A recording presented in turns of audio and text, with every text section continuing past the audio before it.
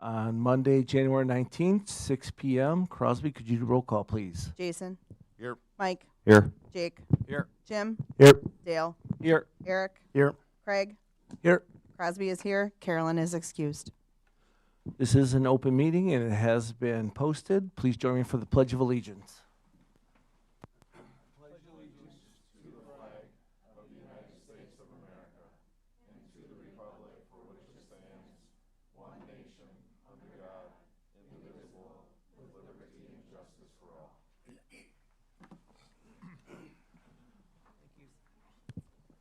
All right, up first, we're going to have recognition, Employee of the Month from Parkview Middle School. Thank you. Jennifer, could you come forward, please? Tonight we recognize Jennifer Ferecki, our Parkview Middle School food service lead. She creates a welcoming and positive cafeteria environment by modeling a can-do attitude and warmly greeting students and staff each day. She's flexible when needs arise and consistently shows care and support for students, especially those facing extenuating circumstances. Ms. Ferecki also leads and manages the food service team with efficiency, ensuring smooth and efficient lunch service for hundreds of students daily. Her leadership and commitment play an essential role in supporting students in the overall success of Parkview Middle School. Thank you, Jennifer.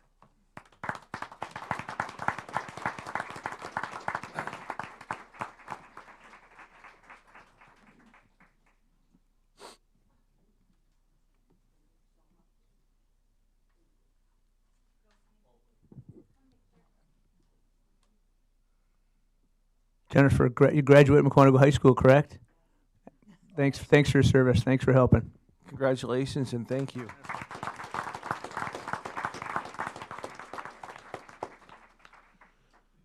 Due to the large number of people here, we are just going to move the agenda around a little bit. We're going to let the students report first, so when they're done, if they want to leave, they're more than free to leave. So up next, we're going to have our student report. Come up, please.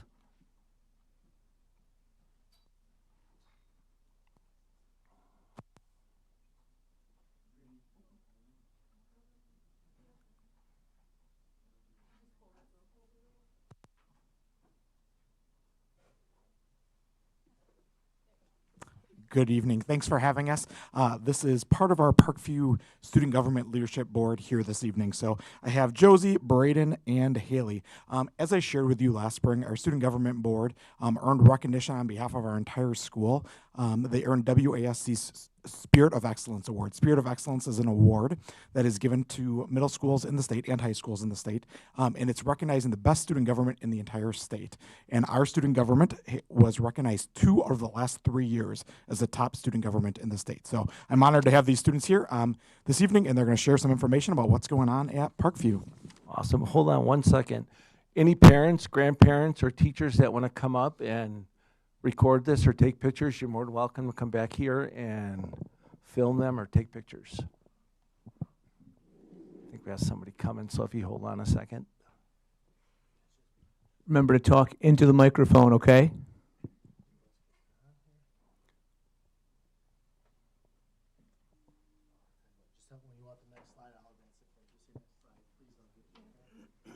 All right, the floor is yours. Next slide, please. Our student government is open to all students in the school and includes approximately 140 participants. The group meets once a month in the cafeteria, where students are given responsibilities and tasks to complete in order to remain an active member. Meetings are led by the student government board, consisting of 7th and 8th grade students.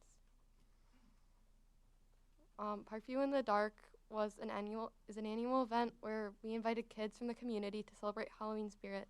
It's open to children ages 11 and under, and the event offered a fun, family-friendly evening at Parkview Middle School.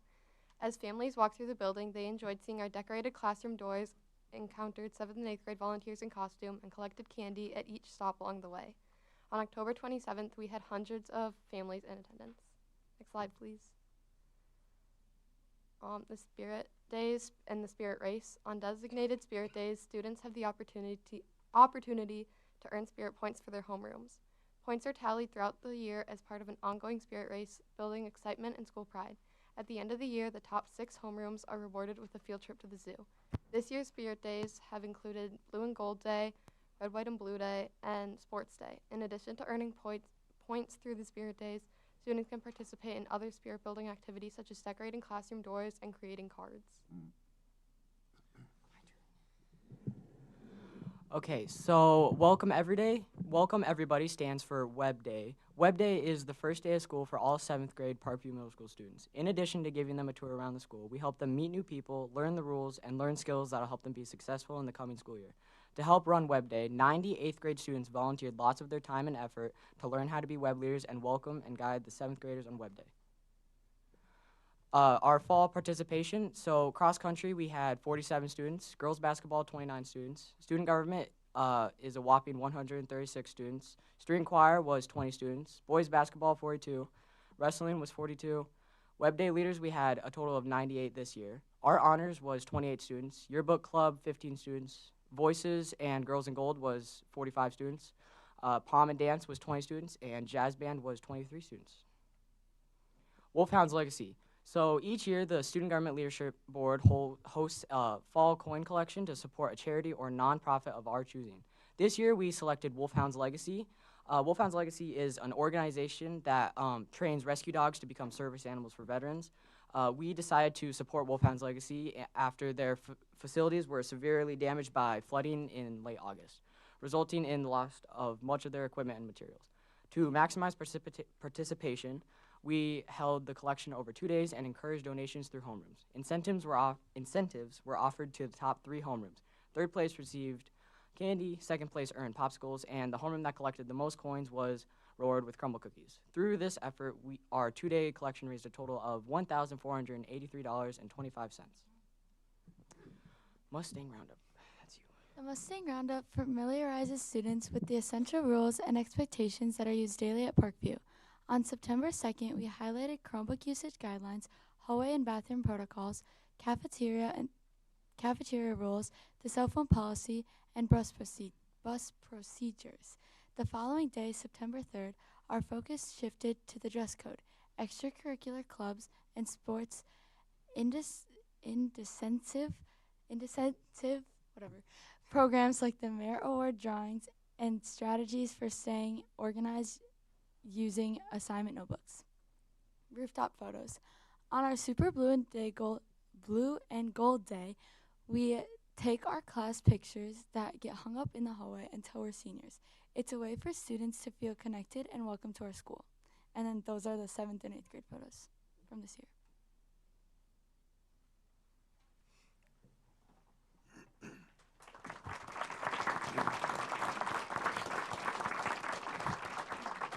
Anybody have any questions or comments? Are you excited about the new middle school, even though we'd be way gone? All right, well, thank you very much. Great job. Thank you. Good job.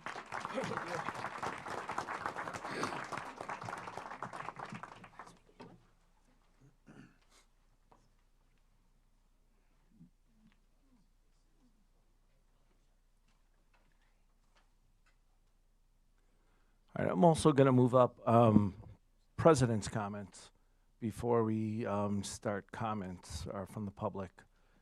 So I just want to go over like a process that we follow, that every school district follows. There's a process how everything gets to our agenda. Our administrators are always like looking for new and better ways of doing things to challenge our kids and give them better education, better processes to go through things. They do a lot of research. They do all that behind the scenes, and then it's presented to the board. And when it's presented to the board, actually, it's presented to everybody in public. Board isn't part of that process. That's what the administrators do. They go through that process, and then they present it to the public at these meetings. So with that in mind, so please keep that in mind, that nobody's trying to keep secrets. It's part of a process they do when they do their research, and we wait for the presentations just as everybody else does. So with that being said, we're going to start citizens' comments. Oh, I'm sorry, Joe, you have anything to add to that?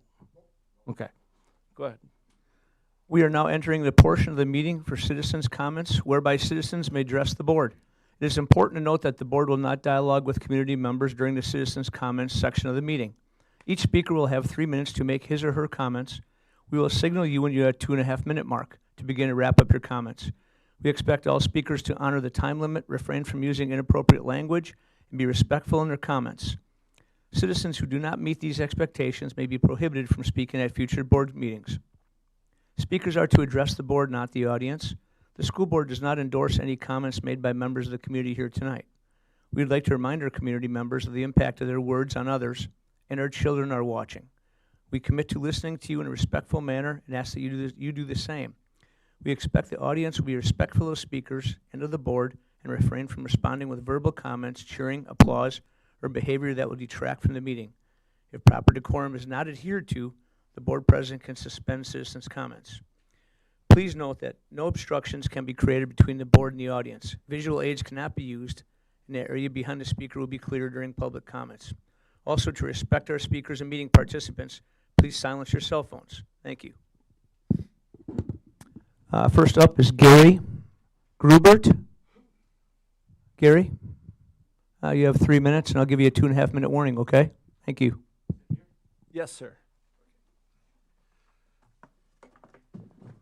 Well, first of all, I appreciate you listening to me. I won't take very long to get through this. I got off a 2-week vacation, got off a cruise ship, jumped into an airplane. My email lit up asking from parents to ask me to be here tonight. And so I haven't even had a chance to get home. I guess one of the things that concerns me is rumors. And when I say rumors, I'm wondering if everybody in here is aware of how many kids are involved in the music program just in 4th grade. If you're not, you have between 50 and 60% of the student body in music education for band and orchestra. That's a huge amount. Now, my past, I was a school teacher for 8 years. And in my profession, I was rifted. And I was rifted because I was finishing my PhD when all of a sudden money became an important fact, not that it is here. And I want to make this very clear. I have very much confidence in everybody here making right decisions for the kids. But when you have that percentage of kids involved in a music program, you have chaos.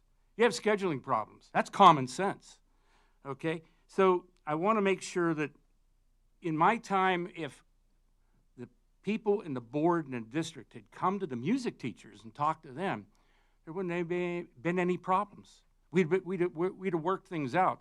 So I'm going to assume, because of a tremendous amount of emails I got, that there's confusion. And I want to make sure that I emphasize this point. I guess somebody told me that there's a possibility that the 4th grade music program is going to be eliminated. 30 seconds.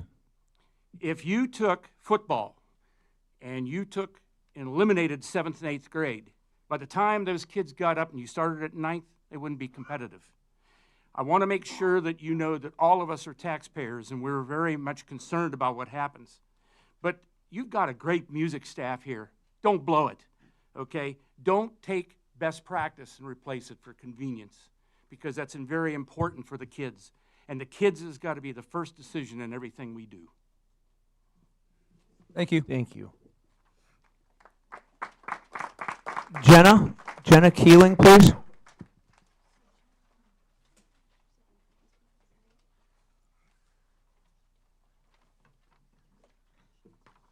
Hello, my name is Jenna Keeling, and I am a senior at the high school and a proud member of the band program since 5th grade.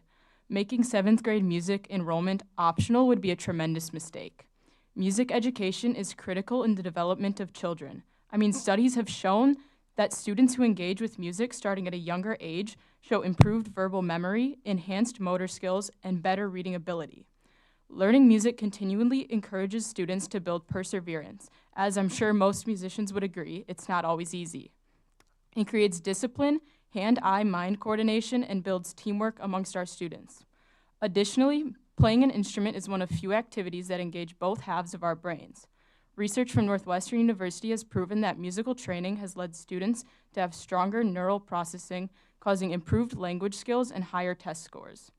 Additionally, the College Board themselves have reported that students who participated in music education scored, on average, 63 points higher on the verbal section and 44 points higher on the math section of the SAT than their non-musical peers.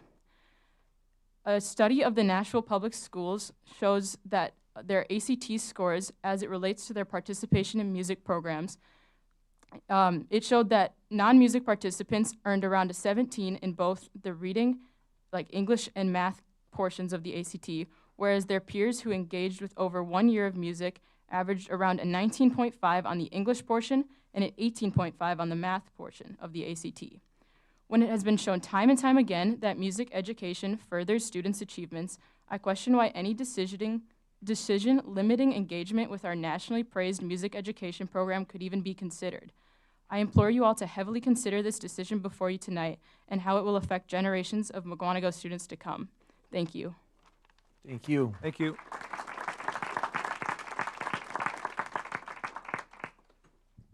Next up, Daniel Weinberg, please. Hello. You can grab the mic if you want to bring it down. Hello. My name is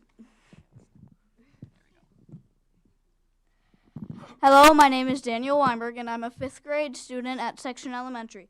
I play percussion in band and violin in orchestra. I played xylophone and snare drum and violin at the concert last week if you were there.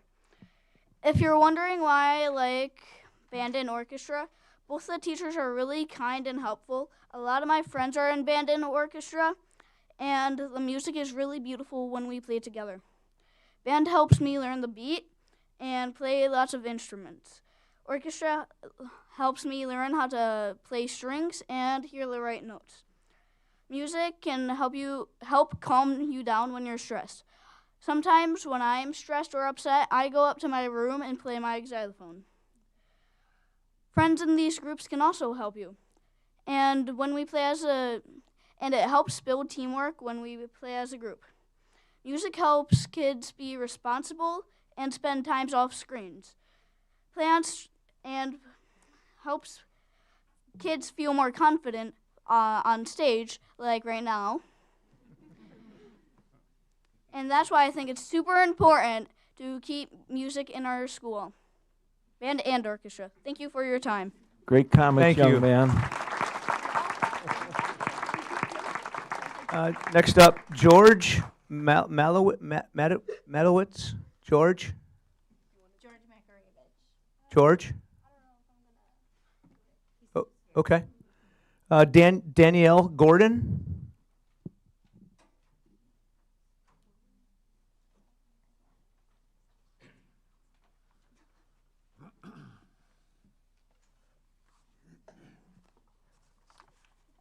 My name is Danielle Gordon.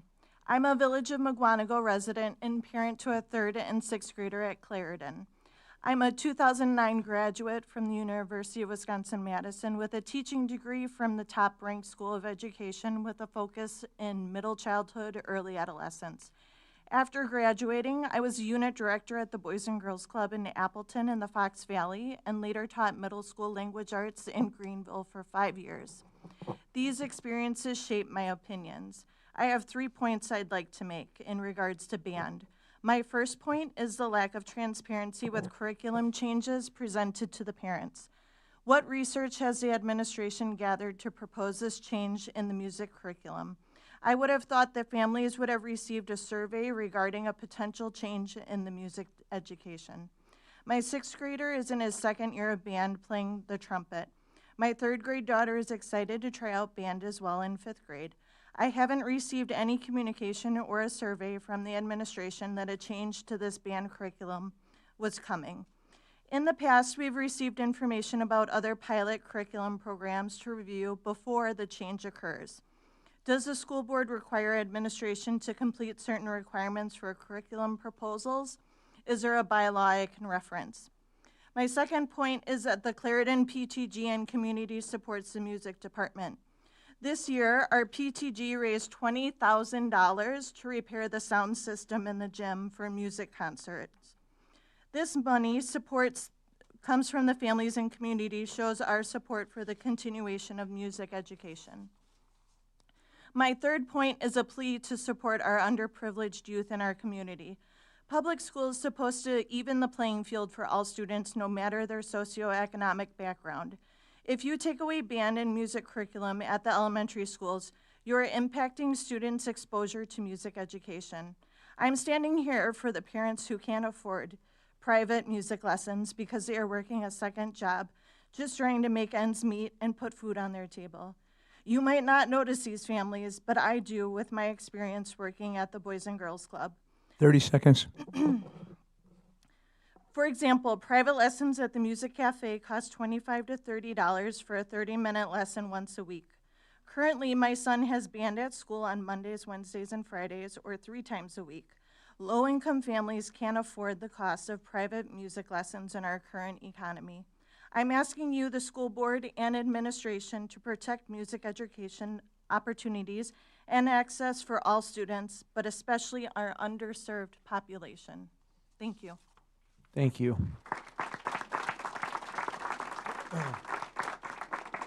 Sherry Wiltsey, please. Okay, thank you, Sherry. Dakota Wiltsey.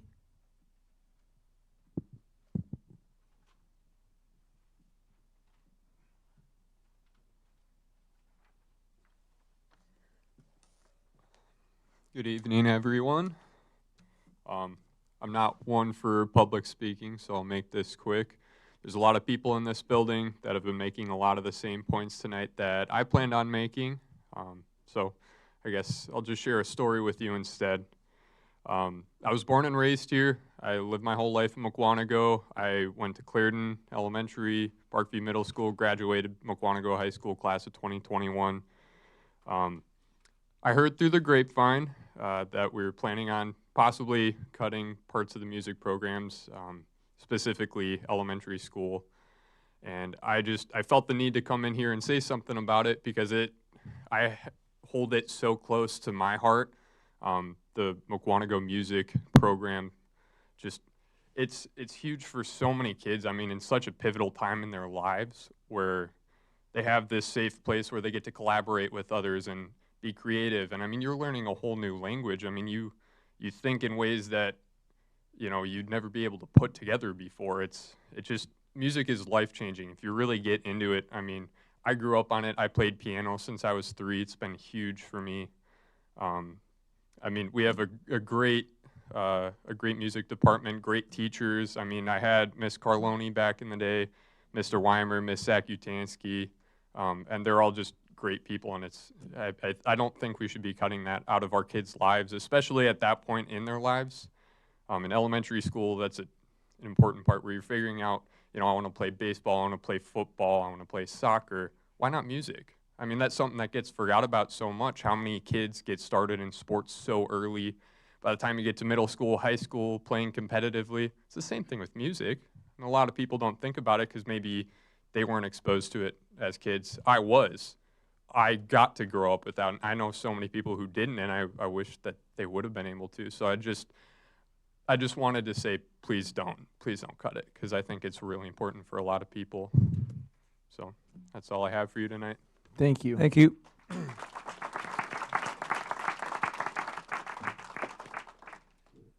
Jolene Palatino. Jolene, is that right? Yeah. Okay, thank you.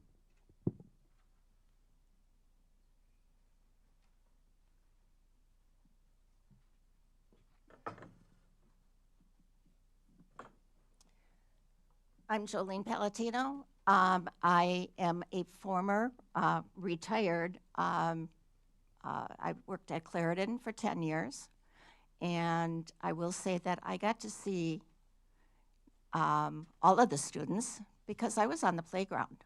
So I got to see everybody every day. And never did I have a student come out that had been in band or orchestra come out onto the playground and say that they had a bad day.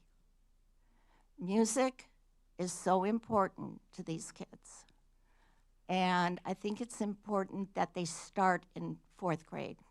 I was very lucky. My daughter started orchestra in 4th grade and continued all the way through. My son had orchestra in 4th grade and then decided he wanted to go into band. and he was in band all the way through and absolutely loved it. He was in jazz band, marching band. He played for the show choir. You know, he absolutely loved it. And last year, he passed away from a heart attack. And let me tell you, his 7-piece drum set was sitting in the basement. He was still playing. It was very hard to pack that drum set away. Don't take this away from those kids. I have no grandchildren here in our district. My husband and I are retired. I want to see this continue. It's so important. So thank you. Thank you, and sorry for your loss. Next up, Danielle DeHarde. Did I say that right, Danielle? They always get it wrong. It's okay. I'm also not one for public speaking. It's okay.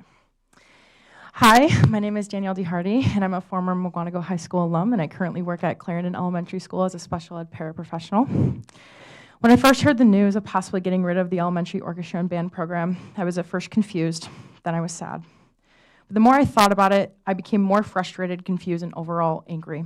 I personally started my orchestra journey in 4th grade, and I remember being so excited to play such a beautiful instrument at a young age, and I always just felt so special. But little did I know that that orchestra room in Clarendon, Parkview Middle School, and the high school would become my safe place and my second home. Dealing with being bullied as a kid, the orchestra room has always been such a safe place for me to go. I had the great pleasure of Allerdale Weimer teaching me from 4th through 6th grade, and I was so sad to leave him. But then from 7th through 12th grade, I had Sarah Oftedal, Alexis Akutansky-Clark, and Weimer teaching me. They are some of the hardest working teachers I've ever met in my life, and they always make sure to have a safe place for students to go when they are not having a good day or they just need someone to talk to. And with that being said, I think getting rid of this program would be detrimental to the Mukwonago High School and the middle school and the elementary schools. What Jenna Keeling said, I searched up on Google, why are music programs so important in elementary schools? And this is the exact answer it gave me. Music programs are crucial in elementary schools because they boost cognitive skills, improve academic performance, develop social emotional well-being, and enhance creativity, preparing kids for life through discipline, perseverance, and complex problem solving, which is something I think all students should earn and have. Some of the points it brought up was learning music strengthens brain function, enhancing motor skills, executive function, and sensory development. Music students often outperform peers in reading, math, and science, with studies showing higher IQs and better verbal memory. Music provides an outlet for emotions, reduces stress, and helps children develop discipline and perseverance. And mastering an instrument or a piece builds pride, confidence, and that sense of achievement for them. And it also prepares them for the future. Music fosters skills like leadership and responsibility, preparing children for success in any field. 30 seconds, Danielle. Overall, taking this opportunity away for these students would be heartbreaking from them, and even more so for the teachers who have worked so hard to give them this opportunity. Thank you. Thank you.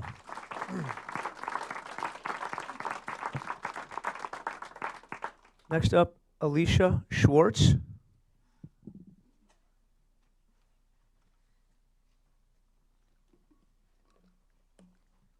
Hello, my name is Alicia Schwartz, and I am Vito's daughter. I am a proud alum that spent 9 years in the orchestra program with Ms. Z, Mr. Weimer, and Ms. Carloni, and my little brother also spent 9 years in the music program. He was in orchestra and then did band. I'm going to speak from personal experience. I've done a lot of interviews since being in college, and everyone asks me, like, what's one of your greatest accomplishments? And I always talk about orchestra. When I was in the program, I joined Symphonia my sophomore year. That's like the advanced level orchestra. And that year we took a piece to state, and then my senior year we took another piece to state and then won the exemplary award. The exemplary award is basically just something to recognize outstanding ensembles and identifying performances that went way beyond expectations. And standing in front of that judge, he personally called me out to tell me I did a really good job because the piece we played was really hard. But he called me out in front of everybody and even wrote on his paper, he wrote, "Bassist, you rock." So whenever, like, I fill out a lot of papers for my internship, and they're like, "What's your greatest accomplishment?" That is probably one of the proudest moments I've had being almost 20. So if you guys are going to cut 4th and 5th grade, that's going to set back everybody 2 years. In 4th grade, you're learning how to hold your instrument, you're learning how to hold the bow and then play all of the notes and I was so excited when I was in 4th grade. And by 6th grade, you're playing more advanced level elementary songs like Dragon Hunter. But if kids are going to start in 6th grade, they're going to be learning the basics when they're in 6th grade, and then by the time they're in high school, they're going to be playing like middle school songs and really easy stuff, and by the time they're seniors in high school, they're going to be playing like advanced middle school songs. That's not going to get the people in orchestra to the spot they need to be in to win those exemplary awards and be like, oh, I really did that. But aside from that, orchestra always gave me a place to feel like I was at home. Mr. Weimer and Ms. Z are incredible teachers, and they care about their students so much. It is Ms. Carloni and Mr. Weimer's life work to create these awesome students that go on and do great things. I mean, there's a couple of kids, was it Casey, who's doing like crazy orchestra stuff at college, and yeah, I mean, cutting those 2 crucial years is gonna mean major setbacks for the music program. Alicia, 30 seconds. So, I mean, if you're gonna cut it, you're gonna lose you're gonna miss out on a lot of great talent. And yeah, kids are just gonna miss out on a lot of great opportunities. So that's pretty much all. Thank you. Thank you.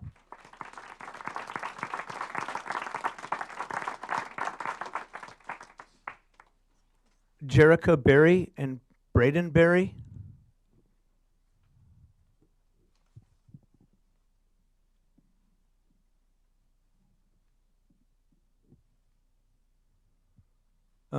Okay, next, Angie Jellish. Angie?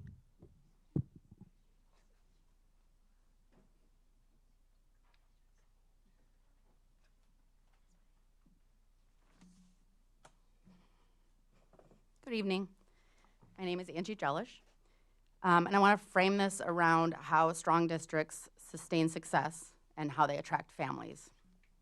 My family being one of them 17 years ago. When we look at Wisconsin's highest performing districts, and I went down the rabbit hole of doing so, within Mukwonago's enrollment and tax base range, similar mill rate, et cetera, like Elmbrook, Middleton Cross Plains, Mequon-Thiensville, Kimberly, there's a consistent pattern that appears. They all, and I mean 100%, maintain instrumental music at the elementary level.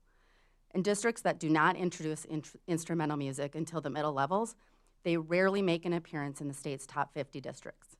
Put simply, the districts we should, if we're not already, be benchmarking against treat early music as part of the academic pipeline, not optional or disposable enrichment.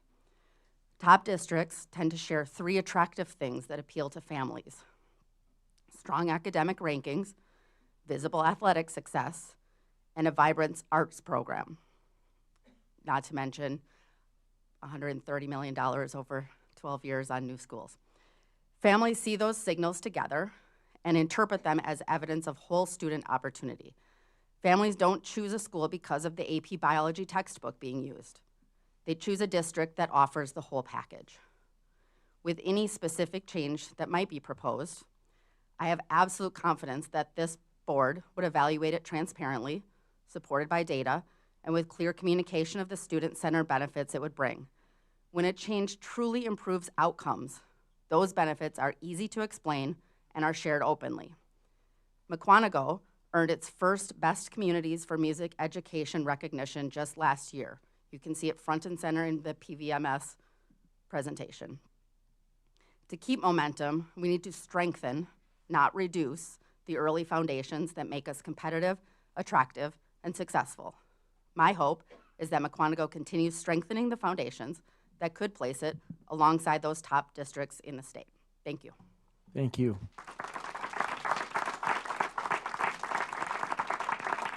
Madeline Malkowitz. Thank you. Thank you, Madeline.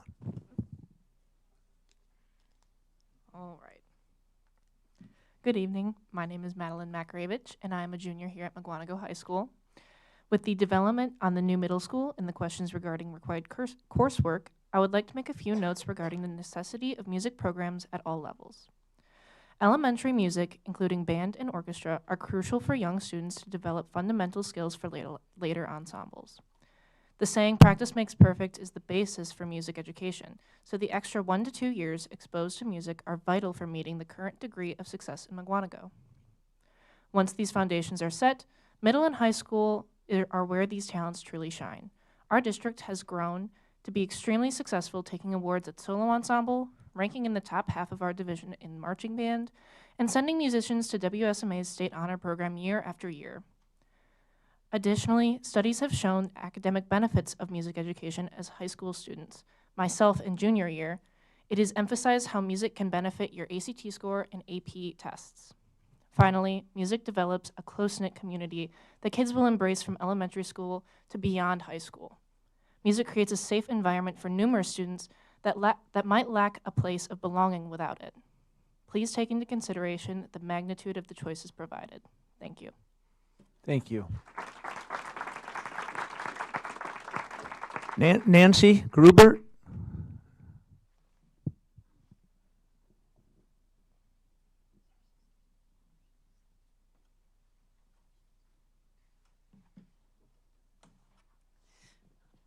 Hi, my name's Nancy Grubert, and I come to you tonight as a mother of 2 that went through the Mukwonago School District, K through 12. Extremely proud of that. I am a taxpayer in this district. I voted for both of the school levies when you asked of us to do so, and I have an undergraduate degree in instrumental music, both instrumental and vocal, K through 12, so I know a little bit about what I'm talking. I understand that as we move to the new junior high building, the fourth grade band and orchestra will be phased out next year, and 5th grade the following year, so that within 2 years the band and music program will begin in 6th grade. I understand your scheduling problem because at the elementary school these kids have to be pulled out of class. I get that. But I'm hoping that you consulted the music teachers first, and I will be surprised if they would want to eliminate the 4th and 5th grade programs. I think they can help you come up with a better alternative. The benefits of the program goes without saying. Plus, it gives the students a skill set that is valuable to them for life, not just while they're in school. The current programs function at a very high level. If I have seen the other school districts, and if you haven't, you should be enormously proud of our band, orchestra, choir, drama, all of that. To eliminate the 4th and 5th grade program, assuming that that's where you would stop, would set the entire program back considerably. The skills learned, even at the elementary level, are life skills that carry over to other subjects and affect their social interaction. Organization, practice, persistence, responsibility, leadership, teamwork, camaraderie, and accomplishments are all things that are pulled through from the music department, and it carries over to everything they do. To eliminate these things in 4th and 5th grade would be such a step backwards in student development and curriculum rather than forward. And as we're building a new junior high building, I can't help but believe that we want to move forward, not backward. Nancy, 30 seconds. Okay, we want to maximize their education.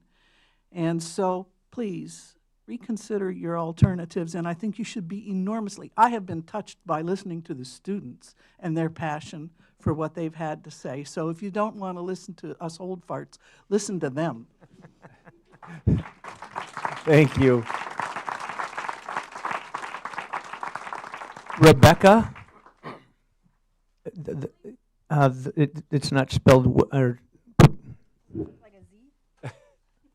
yeah, a Z? I'm gonna go for it. Yeah, okay, Rebecca, you're up. Thank you. My name is Rebecca Zangerly. I'm a parent of a band student as well as a previous band student myself in my elementary years. I've always been overwhelmingly proud of Mukwonago Area School District for its education program and its music education as well. My own daughter is a straight A student, but she never found her people until she joined band in the 5th grade. As each year goes by, she only loves band more. It's helped her to develop confidence as well as taught her skills to accept mistakes and keep trying. My daughter is not alone in this, and I can say for certain that if she hadn't had the opportunity to begin band as a 5th grader, she would not be in it currently.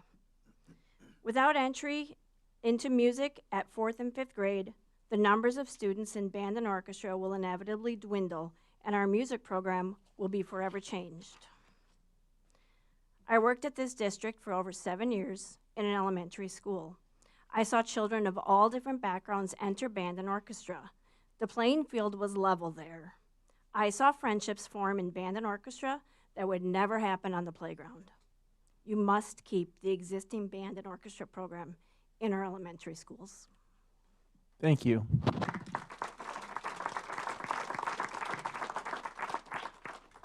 Sarah and, I'm not sure. Sarah, you here? Caudillo?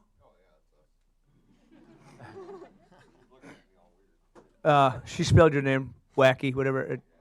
Your first name is? Sam? Yeah. Hey, Sam. Thank you. Yeah, so, hi, everybody. My name's Sam Cadillo. My wife, Sarah, who's shocked to know that she's supposed to be up here with me, is not going to attend. So, yeah, just wanted to let y'all know that 9 years ago, when we decided to move up here from Kansas, the biggest thing that we wanted to look at was Sam, talk to the microphone, please. Was in the school district. Can you hear me? Yes, sir. Sorry. I'm used to speaking in public, but usually I'm really loud.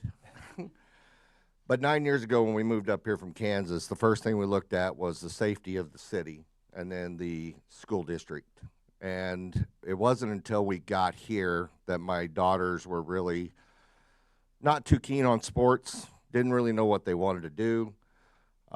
Sarah got them started with some basic piano, and it wasn't until 4th grade when Mandy started doing percussion that we knew we had hit the sweet spot. And today, Lizzie, who's 13 next week, she learned how to do the cello in 5th grade, and I'm here to tell you, that girl, she plays it every day after school. Both of them are 4.0 grade average students. They have really hit their niche. Lizzie actually played the Star Spangled Banner for me one day when I was sick, and I loved every second of it. But she's in 7th grade now, so that's 2 years of practice that she had. You eliminate this out of the 4th and 5th grade, she's not anywhere close to the talent she is today in 7th. Okay? I think I'm just standing up here as a father who brought 2 little girls into Wisconsin and not knowing what to expect, and I love this village. I love this school district, and I think my wife and I both agree that we made the right choice coming here. I'm not up here to fight for any kids that I have in grade school now because they're all in junior high and high school, but I am here to fight for the kids that are coming. And I think that it's very important that you keep this program in place, please. All right, thank you. Thank you.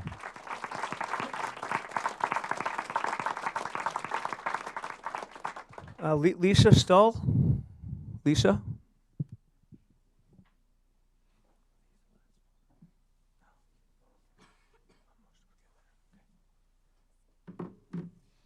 I just want to say thank you for the opportunity to talk to you guys today. I come to you as a parent of a marching band student and a 6th grader. I know that there's the rumor about the elementary stuff, but I'm going to talk about the middle school stuff. Making it so that it's optional, and then I don't know what your plan is with the 6th graders.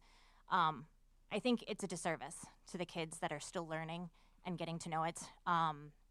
If they're not starting in elementary, which if they may or may not, 6th grade is a huge turning point. Seventh grade is a huge turning point. Having them start something and then making it optional where they just drop it right away, it's not giving them the opportunity to learn it.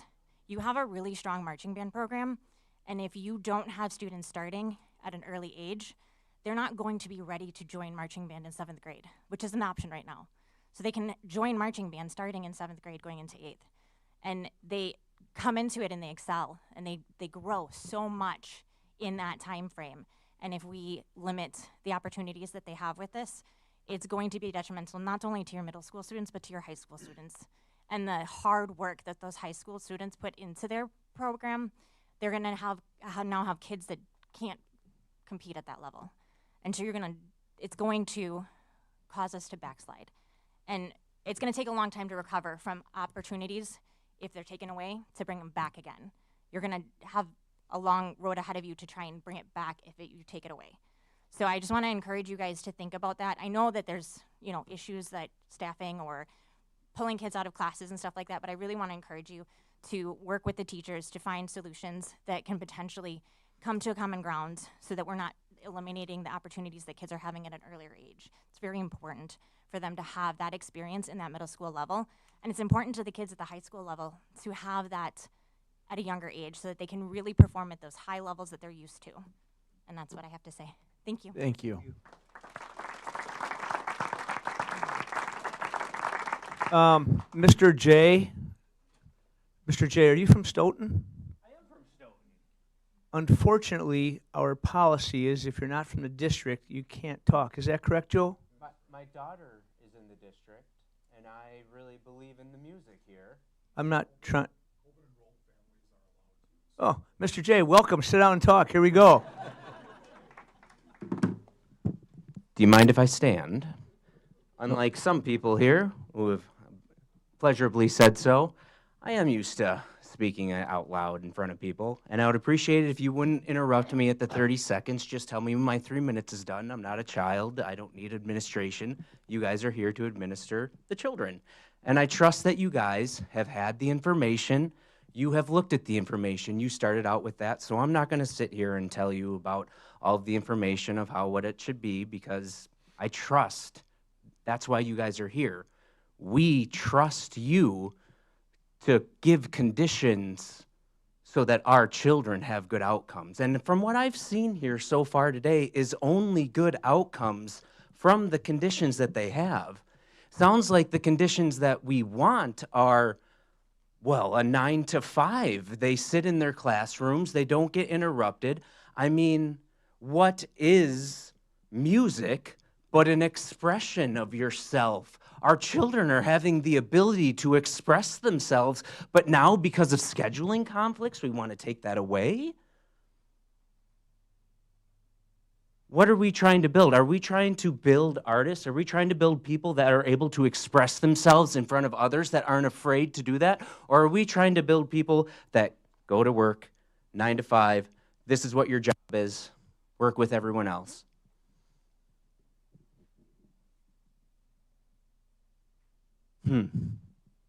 Interesting. I came up here to tell you my experience about how nice it's been for me to be able to be with my daughter. You see, I learned my violin 20 years ago, and now that she's doing it, I'm not in the district. I mean, I'm sure you can infer what my situation is, but now I get to sit with my daughter. You see, and this doesn't affect her anymore, but I was able to benefit from it already, sit with her and play the violin with her. I got to practice the violin with my daughter, and that is worth more than anything else that we might be putting this towards. But that's just me.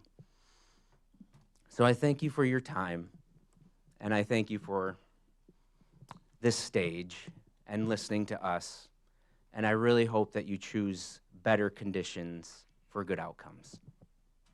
Thank you. Craig Forrester. Craig.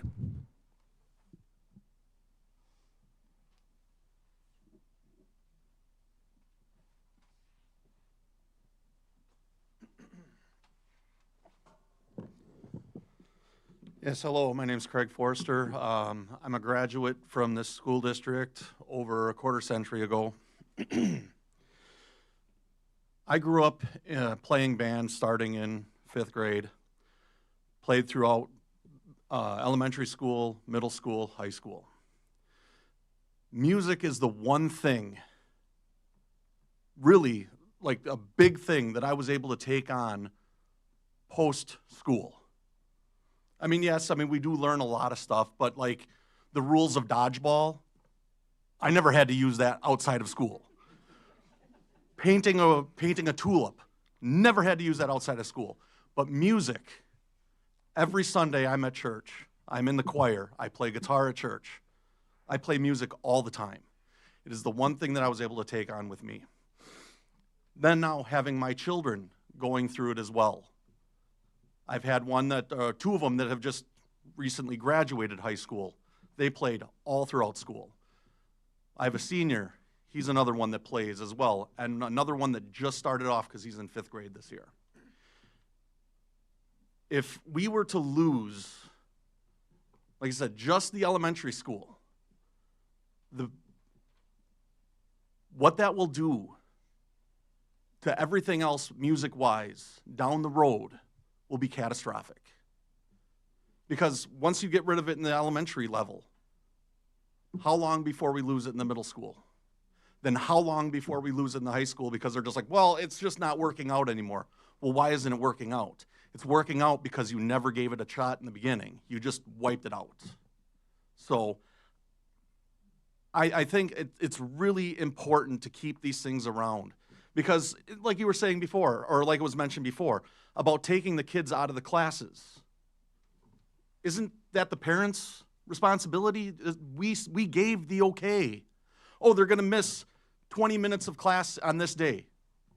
Awesome. Good. Have them go out and learn the music. I'm fine with that. I gave 30 the seconds, okay. Craig. All right. I gave the okay for that. And it doesn't seem like it's really hurting much because I don't know if you went back and looked at the test scores over the last few years. The test scores are going up, and we still have the programs in place. So what does that tell you? All right, thank you. Thank you.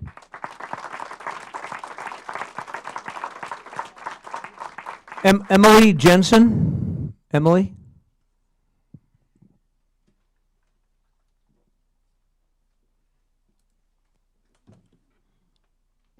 Hello.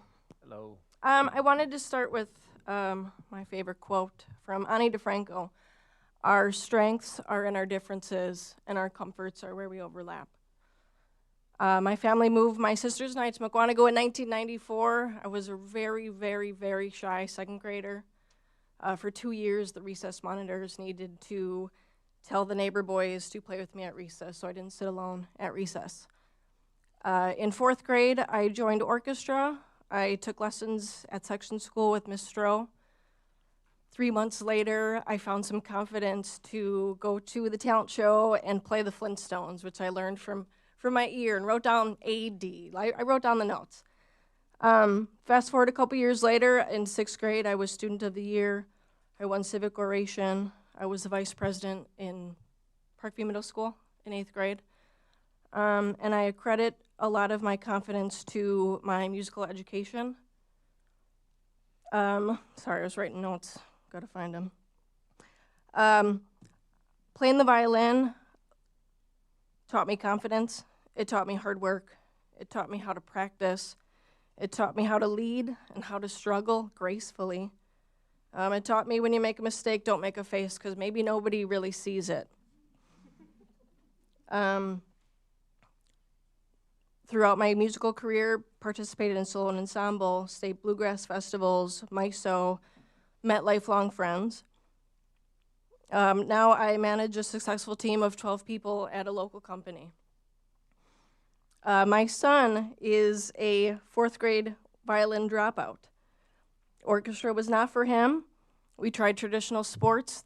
Those weren't for him either. It wasn't until last year we learned that Mukwonago has a mountain biking team. And Henry found his jam. He has more confidence now finding his thing going into 7th grade that I would have imagined a year ago. And what I love about that is Mukwonago has something to offer for everybody. And I think it's imperative that we celebrate our differences and we continue to be a district that provides outlets for all of our students. 30 seconds. That's it. Thank you. Thank you. Sharon Miley. Sharon?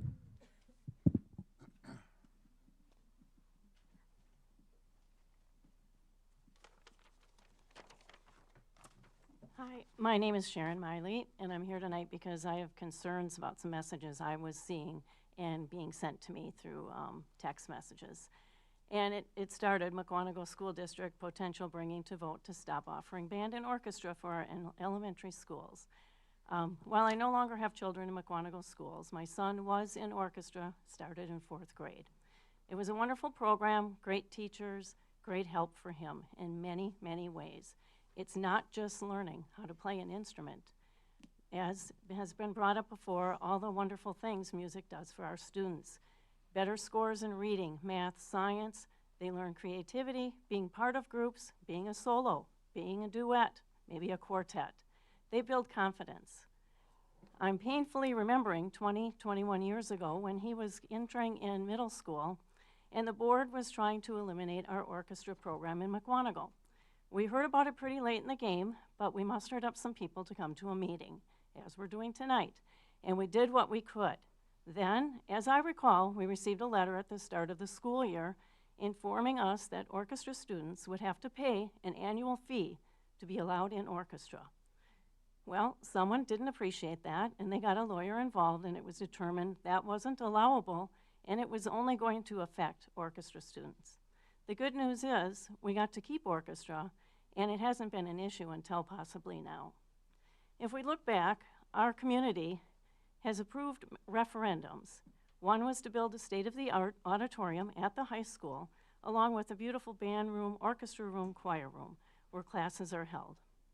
Now, as we see deep into another approval of a referendum in which we're building a new middle school, which also took into consideration for our music programs. From what I understand, it will provide larger music rooms because our programs have been showing growth over the last several years. To consider not offering music for any grade would be a tragedy.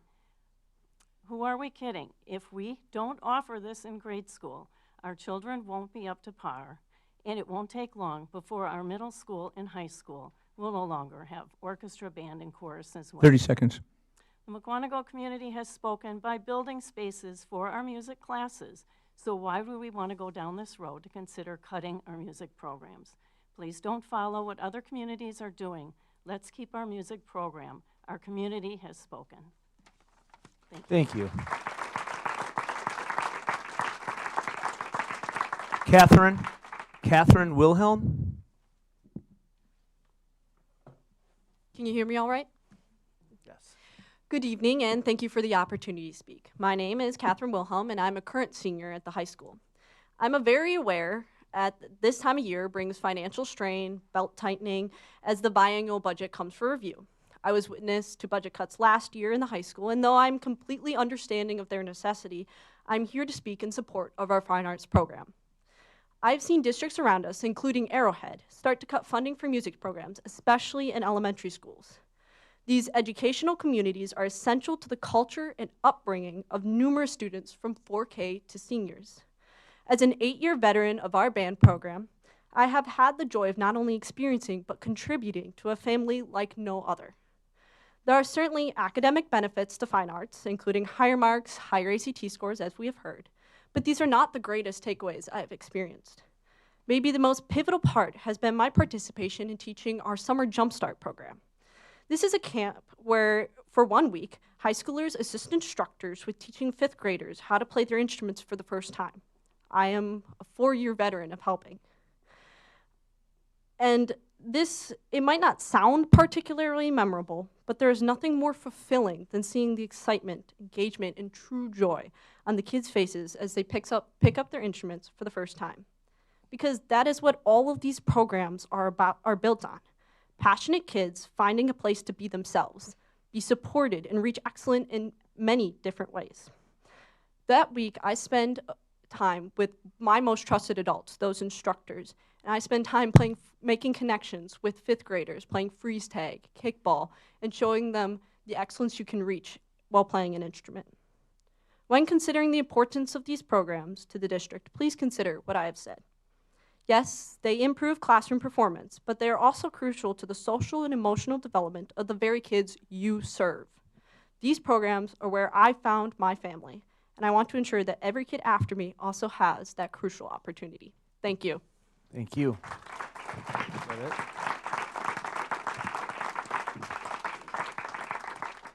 We don't have anybody else signed up to comment, and I was just going to ask Mr. Gooden if you would like to add anything. Boy, I hate to put you on the spot, but you definitely put me on the spot. No, I mean, Talk in the microphone, please, Mr. Gooden. good evening, everybody. As you know, my wife and I own the music store in town, so obviously we've had it for 15-ish years. So we're,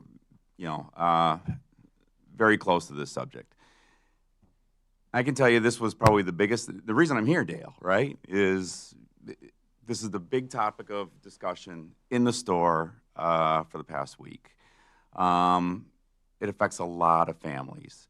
And somebody made the point here of not everybody can afford private lessons, right? We do our best to accommodate those, but, it's still a business. And boy, I don't know what to say. There's so much. So many kids in our store. It's a way of life for them. A lot of kids have sports. A lot of kids have teammates. But the music store and music communities and the band programs and the orchestra programs, that's their communities. Not every kid plays sports. So my take is, whatever you guys can do to save it, whatever you can do to save the programs in the elementary school levels, please do it. That's all I got to say. 30 seconds. thank you.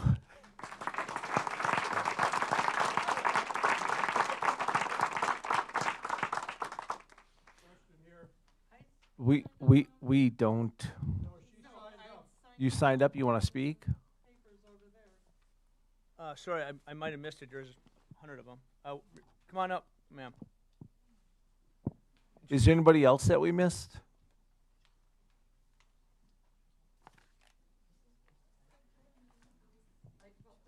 What's that?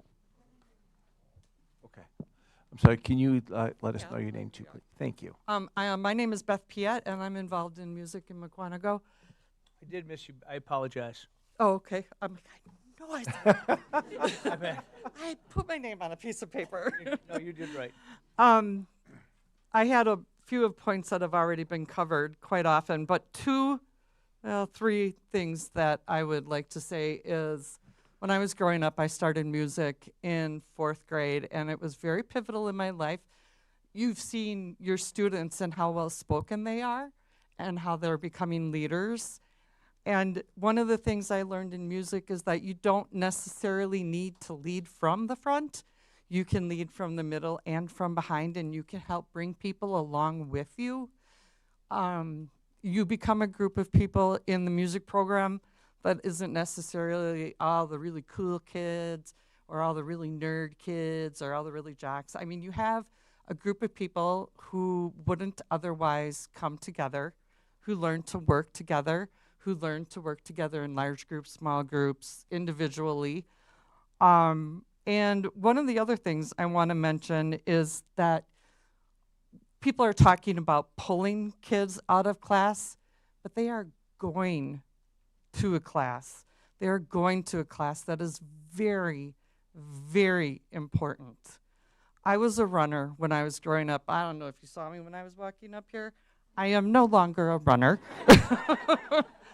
But I played violin for 45 years, and now I have played cello for 2. And music has been a part of me since I was 9. I have 15 grandkids. About half of them are in music right now. My kids were in music, and my boys are in the trades. And one of them he started as a tin knocker, but he's worked his way up to a supervisor working on doing CAD programming and becoming a project manager. So he worked his way up through that leading from behind, coming and leading from the front. So there are a lot of things that are very, very important about music, and taking it away at the grade school level would be catastrophic for your music program. I know that your grade school teachers are excellent, and to take that ability from your children and your students to no longer be a part of that at such a young age when they are looking for some place to belong would be unimaginably horrible for those children. They might not know it yet at 9 years old. 30 seconds, Beth. Okay. But you need to have that program starting young. Without it, you're not going to grow your program. And for anybody that thinks marching band isn't a sport, I dare you to go out and try it for the first week, because they call it Hell Week for a reason. So those are my comments. All right, I'm thank still in you. music. I no longer run.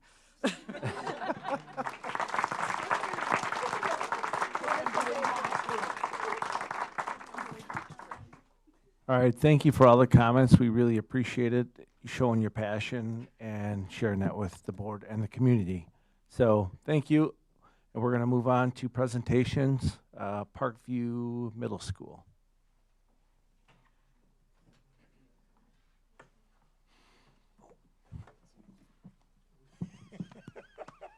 Sorry, Kirk. Want to talk about learning goals? I brought Kurt along as a guest presenter this evening. Thank you for having our students earlier and myself here for this presentation. I am Luke Spielman, the proud principal of Parkview Middle School, and I appreciate the opportunity to come and share information about our wonderful students and our wonderful staff with you this evening. At the beginning of our presentation here, I'm going to share some information about our learning journey with our students and our staff here over the last few years, and then I'm going to spend the last portion talking about where we're going next. This clicker just worked while I was standing over there. Luke, congratulations, though. You won some kind of cool award last year, right? Yes, our students frequently are recognized for their achievements. Congratulations. No, it was when I was standing there. You can move on, Tom. You can go on to the next one, too. So as Mr. Wirtz was referring to, our students have received multiple awards over the past few years. Our school has been recognized by U.S. News and World Reports, by the Wisconsin Association of Student Councils, which I referenced earlier. We are Project Lead the Way school. We are one of only like 10 schools in the nation that have been recognized, I think, for 8 years in a row. And as was referenced earlier this evening by parents and families, we also, as a district, were recognized as one of the best communities for music education. So, Tom, if you could go on. You can keep going, Tom. Thank you. So as I said, I want to share some information about our learning journey. So this is the results of our students on the state forward exam for the last 6 cycles or last 5 years. So over the last 5 years up there on the science exam, our students have shown an increase of 9.9% compared to where our students were 5 years ago. So we're extremely proud of their growth in science, and that is also, again, the efforts of our science teachers over the past few years who've gone through some curriculum revisions and done some instructional changes to help that growth as well. If you could move on to social studies, please, Tom.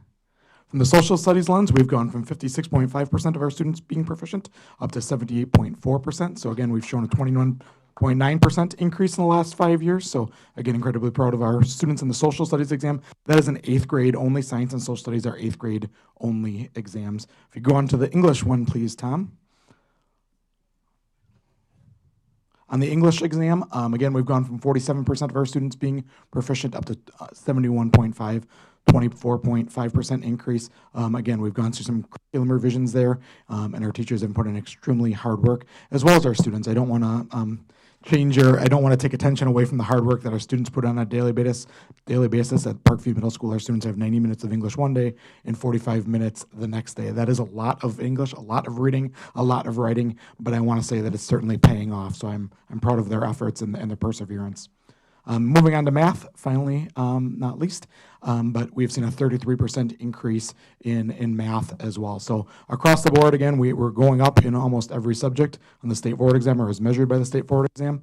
And excited and proud of their efforts, and I want to spend, I guess, the next few minutes talking about what's next. So if you could keep going, please, Tom. So this year, as you know, on an annual basis, the DBI comes out with their accountability report cards. Those report cards measure schools on achievement, growth, how your lowest achieving students are doing, as well as your attendance and graduation rates. This school year, Parkview Middle School scored an 86.6, which qualifies as 5 stars, significantly exceeds expectations.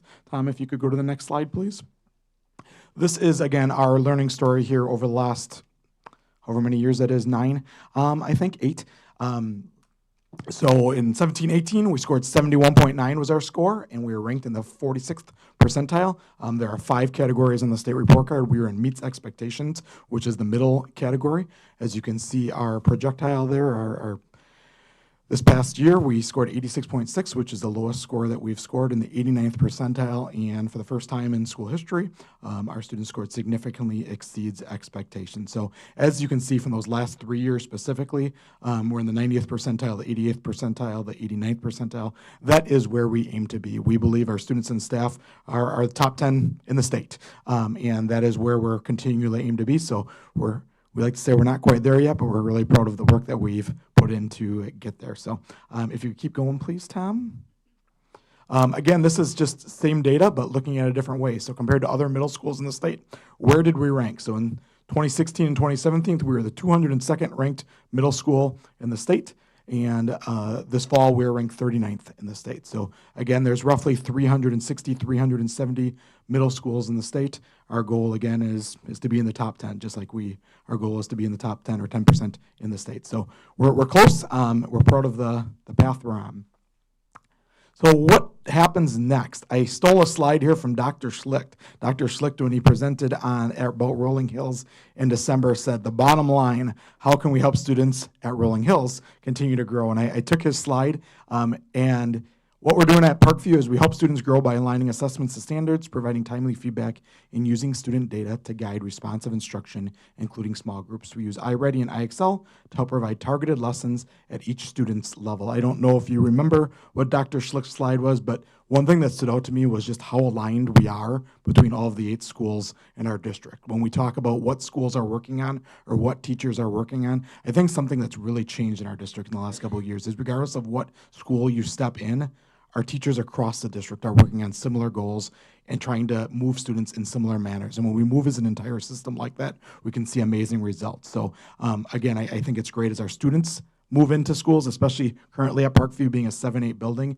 That is a really small transition time. Kids are only in our building for 2 years. So as students move in, it's super important that we're aligned from a 4K through 12 lens, because that means when kids come to us, it's not something new. It's a continuation of what they were doing in 6th grade, and likewise, we're preparing them so that when they get to 9th grade, that's an easy transition in. How they learn English in 6th grade is hopefully how they learn English in 7th and 8th grade, and how they learn English in 9th grade. So I think we've made some great steps along that way, and I encourage you, I guess, as other principals come here in the coming months, think about how their goals align, because I think we've done a great job of becoming better at that. So more specifics, Tom, if you could move on to the next slide, please. Our first goal this year, students will achieve and grow at high levels by increasing the percentage of students scoring at or above advanced or meets expectations on the Ford exam in English, Math, Science, Social Studies by 3%. So you just saw our trajectory there. We're not satisfied yet. Our goal is to go up a couple % in each of those subjects. So what are we going to do to make that happen? Our teachers are going to continue to focus on PLC practices within our common team planning time. So all of our core content teams, math, English, science, and social studies, have common planning time every other day where the teachers from those teams are able to meet and talk about student learning as well as instruction. The next one says target instruction to meet the needs of all learners. One thing that we're growing at as a staff is being able to identify students who are both struggling as well as students who are advanced learners, and how do we provide targeted instruction to meet them where they're at. The third one is how do we provide professional development for teachers to be able to do all those things? We can use all those buzzwords in education about standards, assessments, instructional strategies, but how do we really do it? How do we spend time giving teachers not only the professional development to be able to do it, but also the time to be able to implement it? One of the things that I think is a huge celebration in our district is that PLC time, the ability for teachers to learn from other teachers and use and work together, I guess, to improve instructional practice. So it's no longer, I'll use Angela as my example, it's no longer my students and Angela's students. We're sitting here talking together. Angela, what are you finding successful with your students? This is what I'm finding successful. What are you struggling with? This is what I'm struggling with. Teaching is no longer a solo or individual profession. It's now a team profession. I think that is showing in results across the district. And the last one, I guess, is monitor and communicate student progress through classroom assessments and iReady assessments. We've done a better job as a district of ensuring students get data and about how they're learning in a more frequently, I guess I'd say. So whereas assessments, unit tests used to be maybe once a month, now kids are getting regular feedback. So whether that is just a checkout at the end of the period, let's ask 3 quick questions, whether that is a quick question when you come into the class about what you did for homework last night, but the more that we can provide students with feedback, the faster their rate of growth is going to be. Tom, if you could please go on to the next one. So how are we doing so far this year? I know some of the principals started coming to your meetings already in the fall, and I believe I'm the last one. So we're at the midpoint of the year here, and this is just our progress of where we're going. Our students currently are finishing up the Reading iReady assessment, so that in that top box there underneath the 59, currently our students scored a 64 so far this winter, so that's the highest we've been in 3 years at the midpoint of the year, so I'm excited to see where we end at the end of the year. And on the math side, that number underneath the 59% is currently sitting at 66%. So our students have grown 17% already since the beginning of the year on the math side. So again, a huge compliment to our students and our staff. If you could go on to the next goal, which is our behavior goal. So one of the things that I've talked about in previous years here is when we look at middle school students, we know middle school is a time for students to make mistakes. At time, middle schoolers make some errors, but those are all learning opportunities. So our goal is to help remind them that it's okay. I think some of our previous presenters said this about music as well. It's okay to make a mistake. We want to minimize the repeat mistakes, right? We want to learn from those mistakes. So last school year, we had 85.7% of our students get 0 or 1 referrals, which I think is incredible. So almost 86% of our students, I'll say, made 1 mistake and learned from it. We had another 10% who made 2 to 5 mistakes, so let's say 1 roughly a quarter. And then we had about 5% that had 6 or more referrals. Our goal is really to minimize that last category, those frequently repeating behaviors. We know those behaviors at times can interrupt teaching and learning. So if we can catch those early and work with families and work with teachers and work with students on learning from those mistakes so they don't continue to happen, we know that not only is that student going to have a better learning opportunity, but the other students in the classroom as well. But we also know that those are team efforts. Again, I mentioned students, I mentioned staff, but I mentioned families. And when the 3 of us can come together and talk about how we can support students, we know we can make pretty significant changes for learning as well. So Tom, if you could go to what might be my last slide. When our students presented earlier tonight, they talked about the Mustang Roundup. The Mustang Roundup is our first 2 days of school. We teach classroom and hallway and bus behaviors, cafeteria behaviors. We talk about personal communication devices, cell phones. And one of the things that we've noticed as a staff is when we focus on something, we're able to have a huge impact when we're all on the same page together. So as you know, as a school board, last school year, we really focused on cell phones. The first quarter of the year, I'm not gonna lie, our cell phone data peaked, right? When you're looking for something, you find it. But then as students learned what that new expectation was, that data throughout the year went down. This year we've had great cell phone data. That sounds strange to say, but we've had very few classroom disruptions because of cell phones. The graph I have up here is our bus referrals for this school year. So if you remember, back in the fall, as a district, we really focused on improving bus behaviors across the district. And as you can see, right away in September, we had 13 referrals right away to start the school year. The number in October went over 20. But again, as we recalibrated and showed students what we expected on the bus, we've seen continual decreases in that behavioral. So again, I just share that graph because I think it's an example of when we see a situation arising in our schools and we can all get on the same page and work with students and families, we can have amazing results together. So again, proud of our students for changing that behavior. And I think the last question just says question, or a slide just says questions. All right. What questions do you have for me? Anybody have any questions or comments? I just want to comment, like, one of the times, first time I saw teachers collaborate was when I was touring the middle school, and it was great seeing the math team together. And you're right, I was listening to them break down, like, where they were in the chapters. They were talking about, like, I think it was question number 4, how one classroom had difficulty, and also all the teachers found out, like, question number 4, they were all having difficulties, like the students were, so they're trying to figure out, were they presenting it wrong? How could they do it differently? How could they get better? So I think all that hard work with the teachers working together is showing up in the grades. So thank you. Thank you. Thank you, everyone. Thanks, Luke.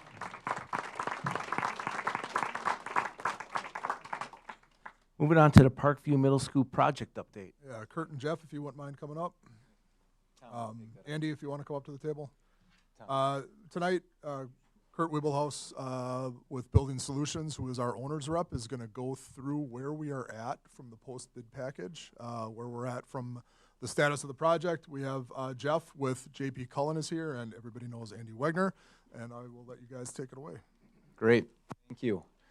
I'm definitely better suited to give this update than the previous one that Luke gave. So, yeah, excited to provide an update. We are at a milestone. You can go to the Tom, this is not working from, there we go. All right.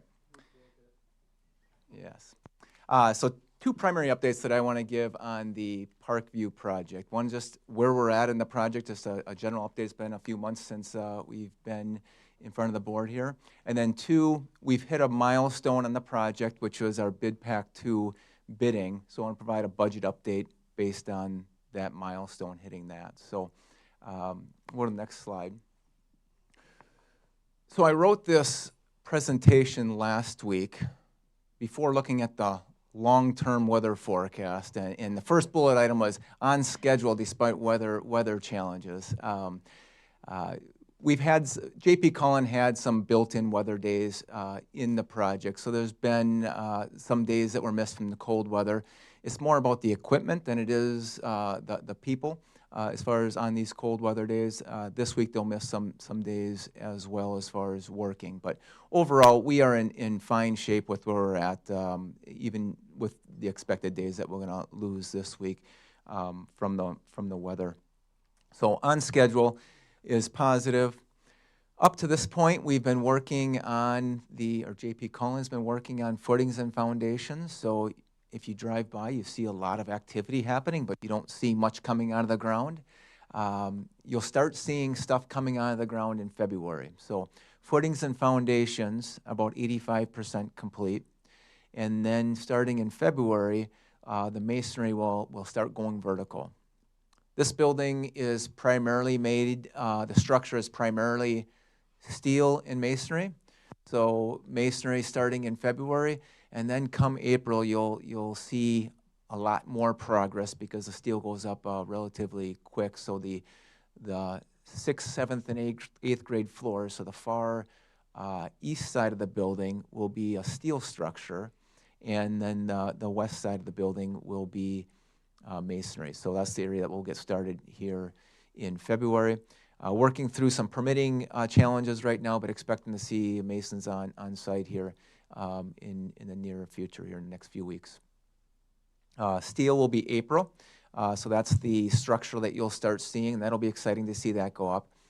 The next milestone I put in there to be looking forward to is end of the school year, so servery start milestone. Servery is one area that is in the existing building. We're going to take a portion of the existing building during the summer, which is, if you're familiar with the Parkview Middle School, the STEM area and some science classrooms. JP Cullen will take that area over starting the summer.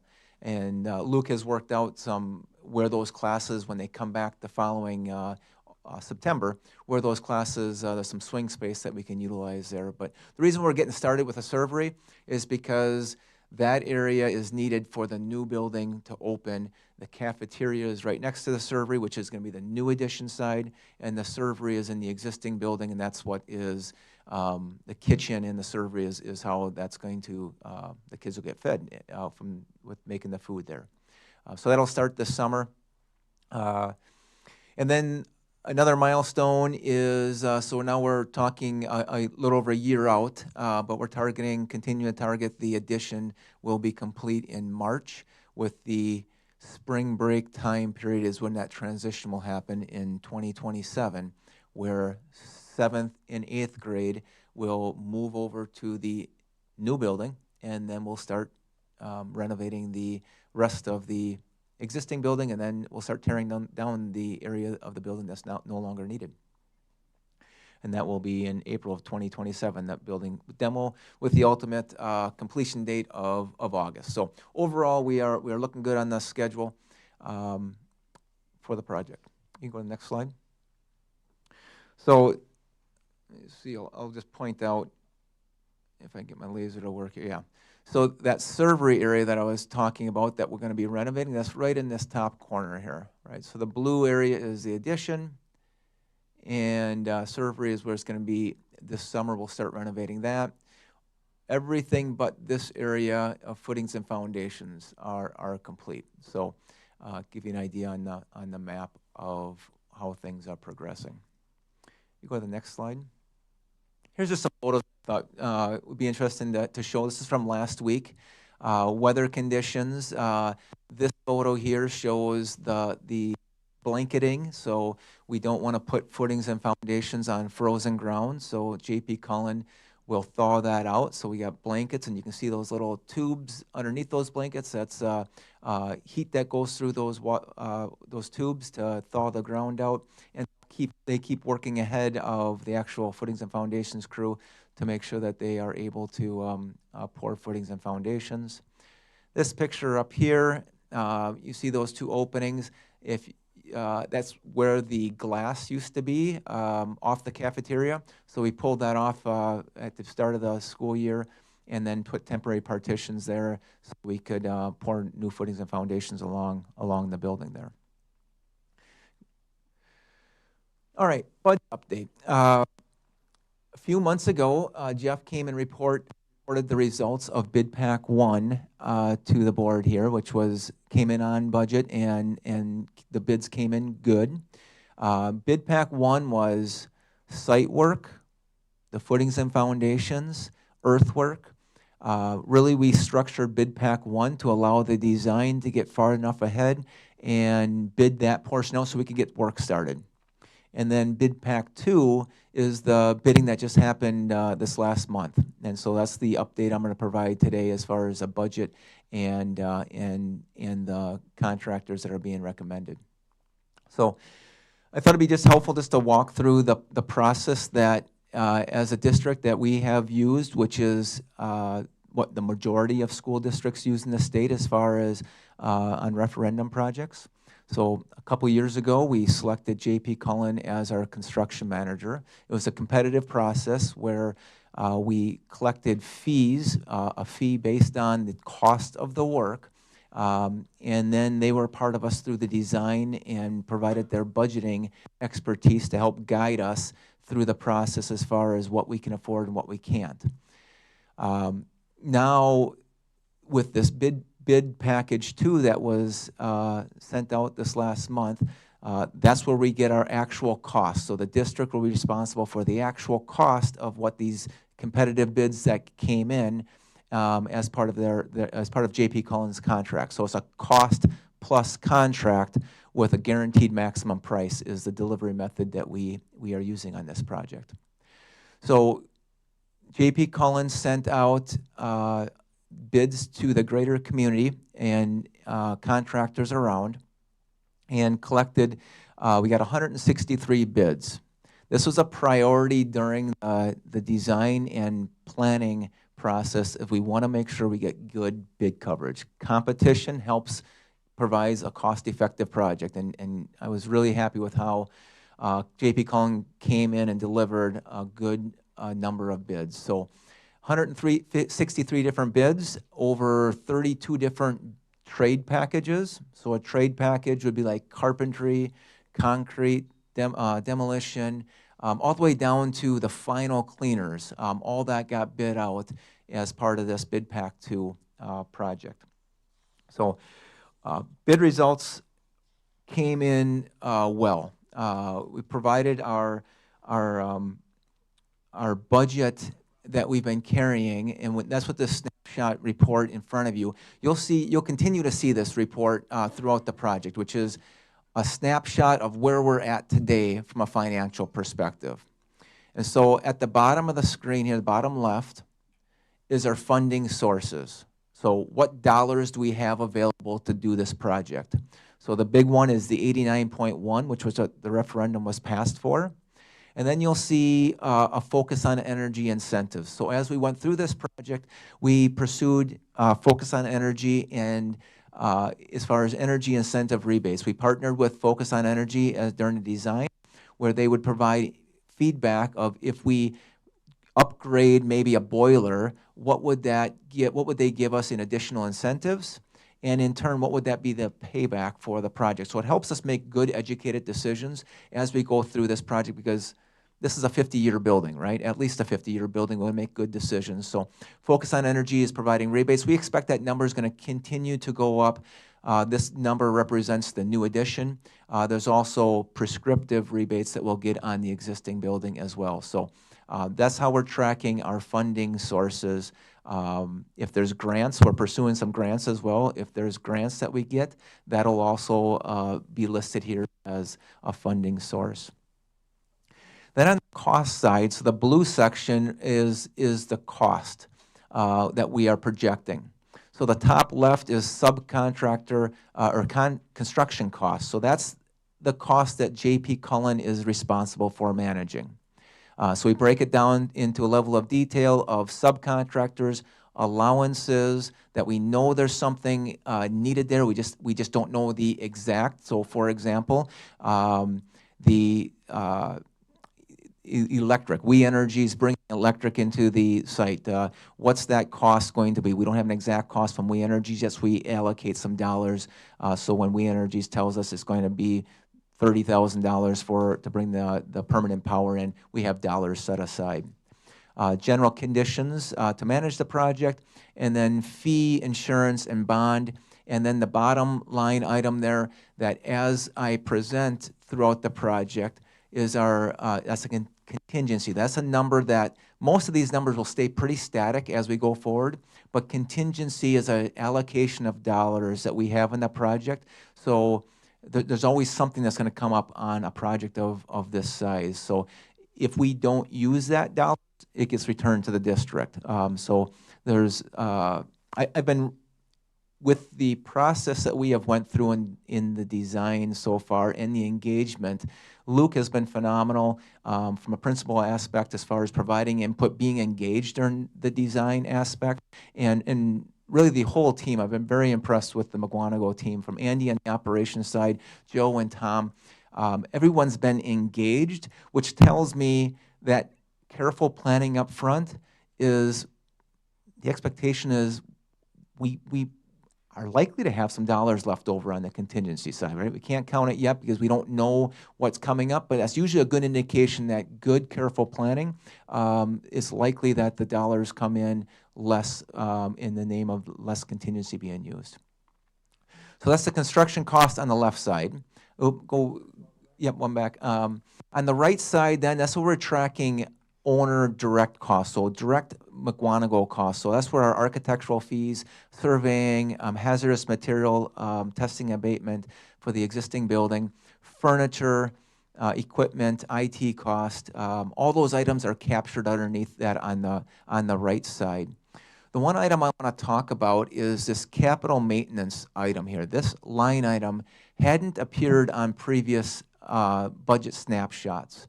So our strategy on this project, if you remember when we went through the planning process of what should the referendum look like, we had a long list of capital improvements needs. But as we refined the total project, those needs got put on the back burner because the focus and the highest priority was to get Parkview Middle School built. And so we knew there was needs out there. We didn't allocate dollars to it. We focused our dollars just on the Parkview projects. Through the planning process, through the number of bids and competitive bids that we've gotten and just a good process going through, we've come in with bid pack 2 being favorable numbers on the middle school that now we can now allocate dollars to capital maintenance. So that list of items, we're going to resurrect that list back and prioritize that of what items are most appropriate to do. But that's good news right now that little over $4 million is available to address some of those needs that got cut earlier on the project. And it's important to note that this is just a snapshot as of today. J.P. Cullen has about 2/3 of the contractors selected and awarded. So that process is they will go through and make recommendations to the district of here's the lowest qualified contractor, and we recommend awarding to them. So we'll take that and we'll go through each of those packages and hear their reasonings. I mean, part of that process. And in your board packet, we listed the 2/3 or so contractors that they have recommended to the core team for awarding. So there's still 1/3 of those contractors are still in process. And so if things go as we hope, that number should increase. We're still working through it, but that's a conservative number. So that's another number as we provide these budget updates, at least the next budget update, that number is expected to be modified as well, where that number would go up and this number would go down. So overall, the dollars as far as the over/under wouldn't change, but is positive news with our process. So, all right, next slide. Yeah, that is it. Any questions for myself or Jeff from Cullen or Andy from the operations side? I would like to add, Jeff, I think there's 12 or 13 Cullen employees that actually live in Mukwonago. I think that's pretty cool. That's part of the deal. I appreciate that. Yeah, it has been great to get the local participation. Any questions or comments? All right, thank you. All right, moving on to the 24-25 audit report. All right, so just bear with me here as we kind of get set up here. Amber Ebert from Hawkins Ash CPAs is going to join us and report out. Annually, we have Amber join us and present her findings and highlights of the most recent audit report. So we'll jump into that. Amber, I sent you a list of questions. I know you connected, I think, with Jake Holigenthal earlier today. Jake, is that right? Yep, that's okay, right. So Jake is our treasurer, and I'm just going to bear with me for 1 second while I bring up our audit report. So board members, you have our 24-25 financial statements. Amber, are we going to start with that, the financial statements? Yeah, we can. Yep. Okay, actually, I'm going to turn it over to you. You tell us where you'd like to steer this here, okay? Okay. I'll start with going through the questions of any concerns that we may have found and anything like that. So to start, we did not note any issues, nothing that we think the board should be aware of, nothing to be concerned with. We have no concerns with the internal financial controls. We did not detect any fraud or weaknesses. We did not find any conflicts of interest. As far as the budget practices, we did issue a original budget management advisory comment, which I'll get to in a little bit. But as far as the final budget, we have no concerns and it was amended properly. There was no expenditure categories over budget, which is actually very rare for us to see. So that's a great job. And then there was no overspent budget, which would have been a non-compliance finding if there was, so no concern there. As far as the fund balances go, everything appeared proper to us. Looking at all the in-between details, we had no concerns. I'll just kind of quickly go through each fund balance and any increases or decreases. So for the general fund, which also includes the special education fund, there was a decrease of about 1.1 million in fund balance this year, and the fund balance is now sitting at 21.5 million. This decrease is largely due to a transfer of 3.5 million to the long-term capital improvement fund. For the special revenue trust fund, there was an increase of $136,000 of fund balance, now sitting at 1.3 million. Food service, there was a decrease of about 84,000, now sitting at 1 million. Nothing to note here that stuck out to us. It was more so just a slight increase in the total expenses as everything has been increasing. Hey, Amber, can I just add a comment here? Because we got a large number of people in the room here.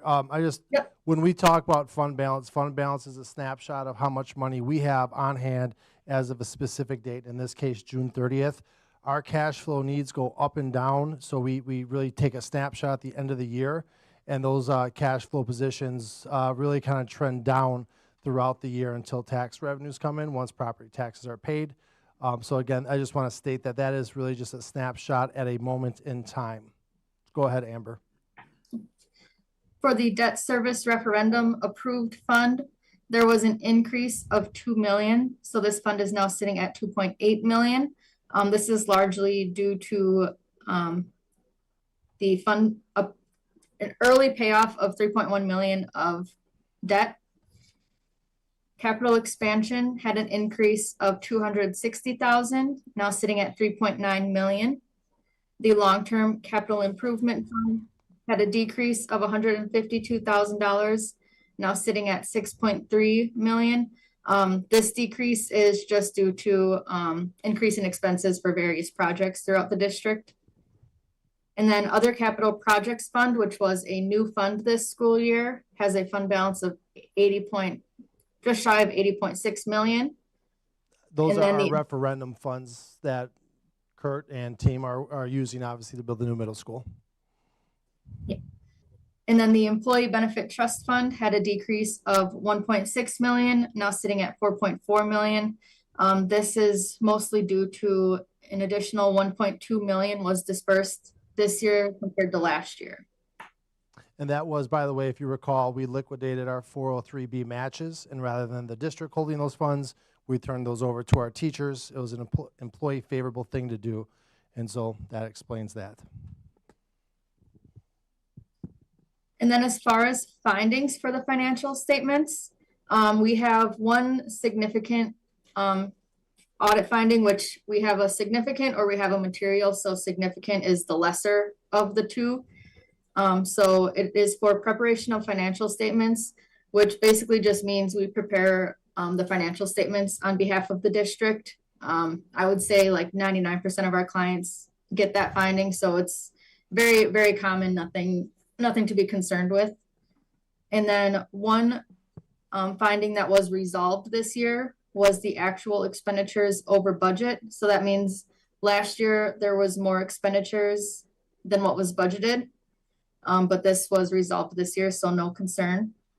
And I'll just add a comment there, Amber. If you recall, we did a budget amendment this past year, and that helps us, like as we make budget decisions month by month or whatever, at the end of the year, we aggregate those and we pass an amended budget to reflect if we make a decision in February or whatever it might be. So we roll it all up in the end of the year, and now we no longer have that finding. Go ahead, Amber. And then as far as other findings, we do management advisory comments. These are not audit findings. They're just more so of FYI things that we think the district or management should be aware of. So a new one this year was original budgeted amounts. That just means that of the budget that we look at, the one reported in Skyward, which is the financial software, did not match what was reported in the very original budget. But as Tom mentioned, there was a budget amendment, so the final budget did agree, and that's really the biggest thing that we look at for our budget comparison. And then we had another new finding this year, which was just an FYI about a new audit standard coming out I believe next year, GASB 103 for financial reporting model improvements. So it's just to be aware that this finding is, or this statement is coming out. And then we had, last year, from last year, we had allocating interest income. So basically, if any funds use the same cash account, there should be interest allocated to it. So Fund 80 was the only one missing of interest that was allocated. And then one finding from last year that is now resolved was a new standard, GASB 101, compensated absences. So this was implemented during the 24-25 audit. And if you take a look at the statement of activities, you will see a change in accounting principle of about 5.4 million decrease. That's because of this finding, or of this standard. We are now required to report any vacation or sick pay that rolls over to the next school year for any teachers or employees that get this benefit. So it's only reported on the front of the financial statements, the government-wide ones, nothing fund balance related. It's just we're required to report it now. So even with that essentially decrease in net position though, overall there was only an $86,000 decrease of net position. Otherwise, that's really all I had. I don't know if there's anything else anyone wanted to deep dive in or discuss. How are our retirement funds looking? So Fund 73, Amber, can you lend any comments on that? Let me pull that up quick.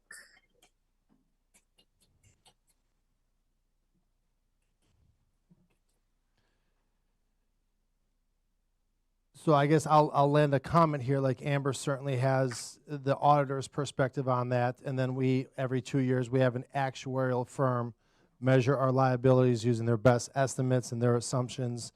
And then they compare whatever that future liability is to what we have on hand. And we are close to 100% funded there. We did make a change here. Was this in October or November? I'm sorry, the time is moving fast here now, where we decided to freeze our teacher OPEB retirement benefit and then to put more emphasis on the $750 403B match. So that's a more tangible benefit that's portable. It takes 5 years to vest into it versus 20 years. And so we made that change here. So this OPEB benefit that Amber will speak to in a moment here, we have effectively froze that liability from growing into the future at the conclusion of this year. This will be the last year where that liability grows. Yes, so my computer froze. Yes, so right now, the OPEB healthcare is sitting at a $701,000 liability, and the supplemental pension is sitting at 3.7.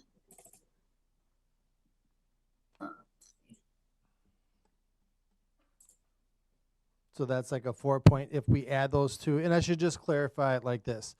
When our teachers retire, the OPEB benefit is either paid out in a 403B or it's paid out in a premium only HRA that they can use to purchase health care.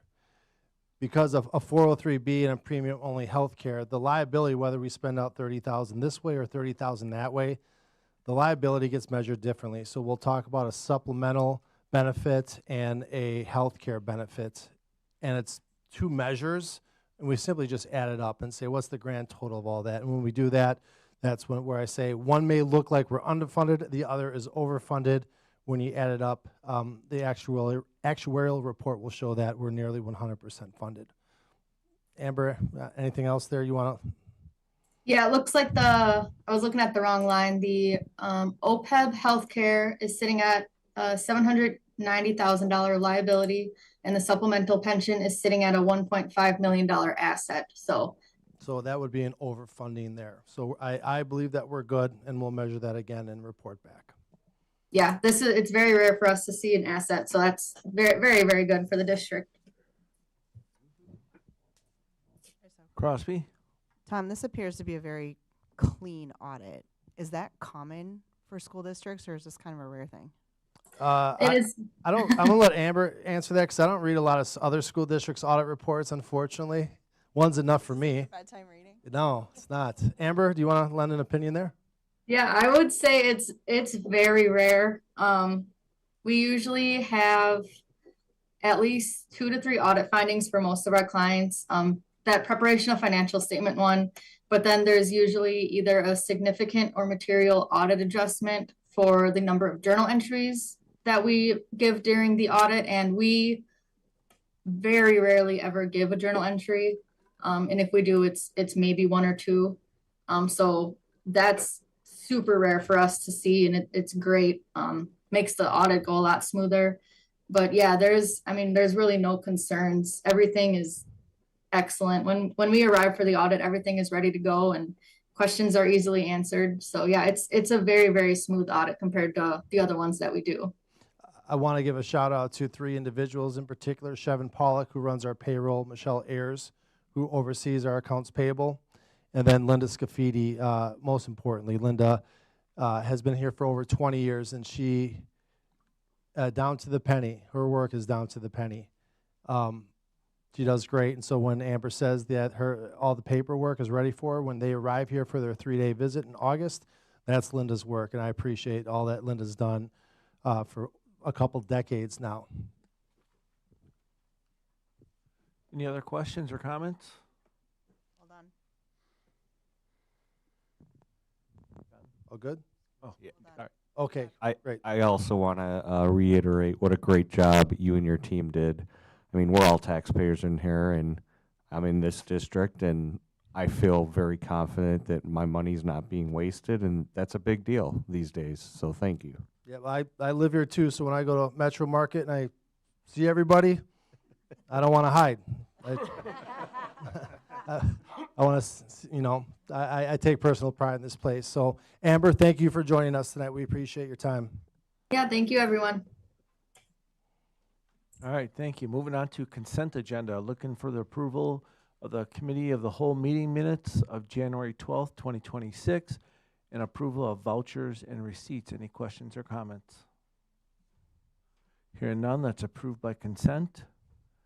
We are going to move to personnel topics, Parkview Middle School scheduling, staffing, and instructional programming. Thank you. As we get started on this presentation, first, just want to make sure that we start out with understanding what the parameters were and some of the process behind this. We go back to December of 2017. Our school board first identified Parkview Middle School as the next step in our major facilities work. It was after the high school referendum had passed, and we were preparing ourselves then for what is next. The study and the work in the community, the design, we then began the work.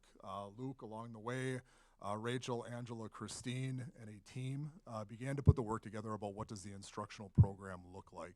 And with that, Tom, I don't know who has the clicker, or if you're willing to advance slides. I'd like the board to know just some parameters that I set for them around the work. And these parameters were from comments that were made along the way. As we go forward and define and present to the board what could be a instructional program at the middle school, I want everybody to know that I asked this committee to work from a staffing neutral model. First and foremost, when we passed the referendum, comments were made, now is this going to mean we have to hire a lot of staff? I asked the committee to begin their work around staffing neutral. No layoffs, but also no additional hires, and where do we come in at that? I asked that they understand fully the dynamics of shifting grade levels, a 4K through 5 elementary school versus a 4K through 6 with what we currently have. As that pertains to music and some of the discussions that we're going to have in the elective areas, going to 5th grade reduces band by 1/2 of the students that are eligible to take band at the elementary school. It reduces the orchestra numbers by 1/3. It's important that the team understands that as they put this together. I did set that out at the beginning. Similarly, with the middle school having a 7-8 building, where kids come in 7th grade, they leave then right away after 8th grade, that 2-year stop. It does look different in 6 through 8, and I did ask the team reach out to other school districts and talk about what that programming looks like so that they had an understanding of that as they went forward. And then one of the common themes that I've heard from a number of families along the way is the idea of pulling out when kids are pulled out for instruction. Important to know that, and important for the school to plan around that, both at the middle school, which is the topic of conversation tonight, but to understand that what that means then at the elementary school. So these were the parameters that I set forward, among some others, as we talked along the way. I'm going to pass the presentation over to Rachel, Angela, and Luke as they fill in the information that they have developed up until this point. As a reminder, we are looking at coming back to the board every month from now until June before we do seek final approval on what this instructional program looks like. So go ahead. Thank you. Tom, do you have a clicker for me? Okay.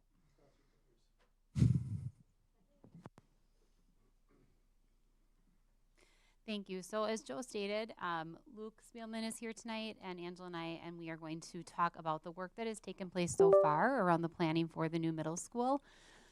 Joe spoke a little bit about the parameters that he has set, but then I think it's also important to talk about these other considerations. So these are considerations as you hear us talk about the ideas that are on the table right now. These are considerations that we have taken into everything that you're going to hear tonight. So first and foremost, what is the Mukwonago Area School District's mission, vision, values? We want to make sure that all of our decisions are grounded in those things. We want to make sure that students are at the center of our decision making. There is nothing more important than the students that we serve. We are consistently looking at high-performing district comparison data. So all of our ideas are always compared to what are other high-performing districts doing. We're looking at evidence-based best practices in middle school education.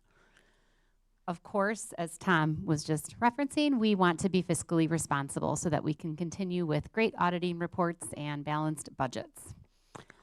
We want to capitalize on our current strengths. So Luke earlier in his presentation shared just the exemplary efforts of our current middle school, the growth that they've seen. We're looking at the middle school principal of the year from 2025. There are so many great things to celebrate. We have a lot of things to be proud of, and we need to capitalize on those. We want to always make sure that we are seeking stakeholder input, so staff, students, parents, community. And then, of course, we are bound by statutory guidelines. So what does the state tell us we have to do? And we need to make sure that we're in compliance with that.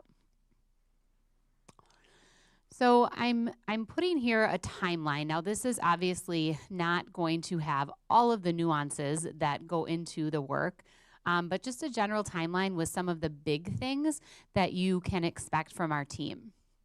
So in the fall of 2025, we formed a steering committee. I'm going to talk a little bit more about what that looked like, who's on it, and the purpose of that team.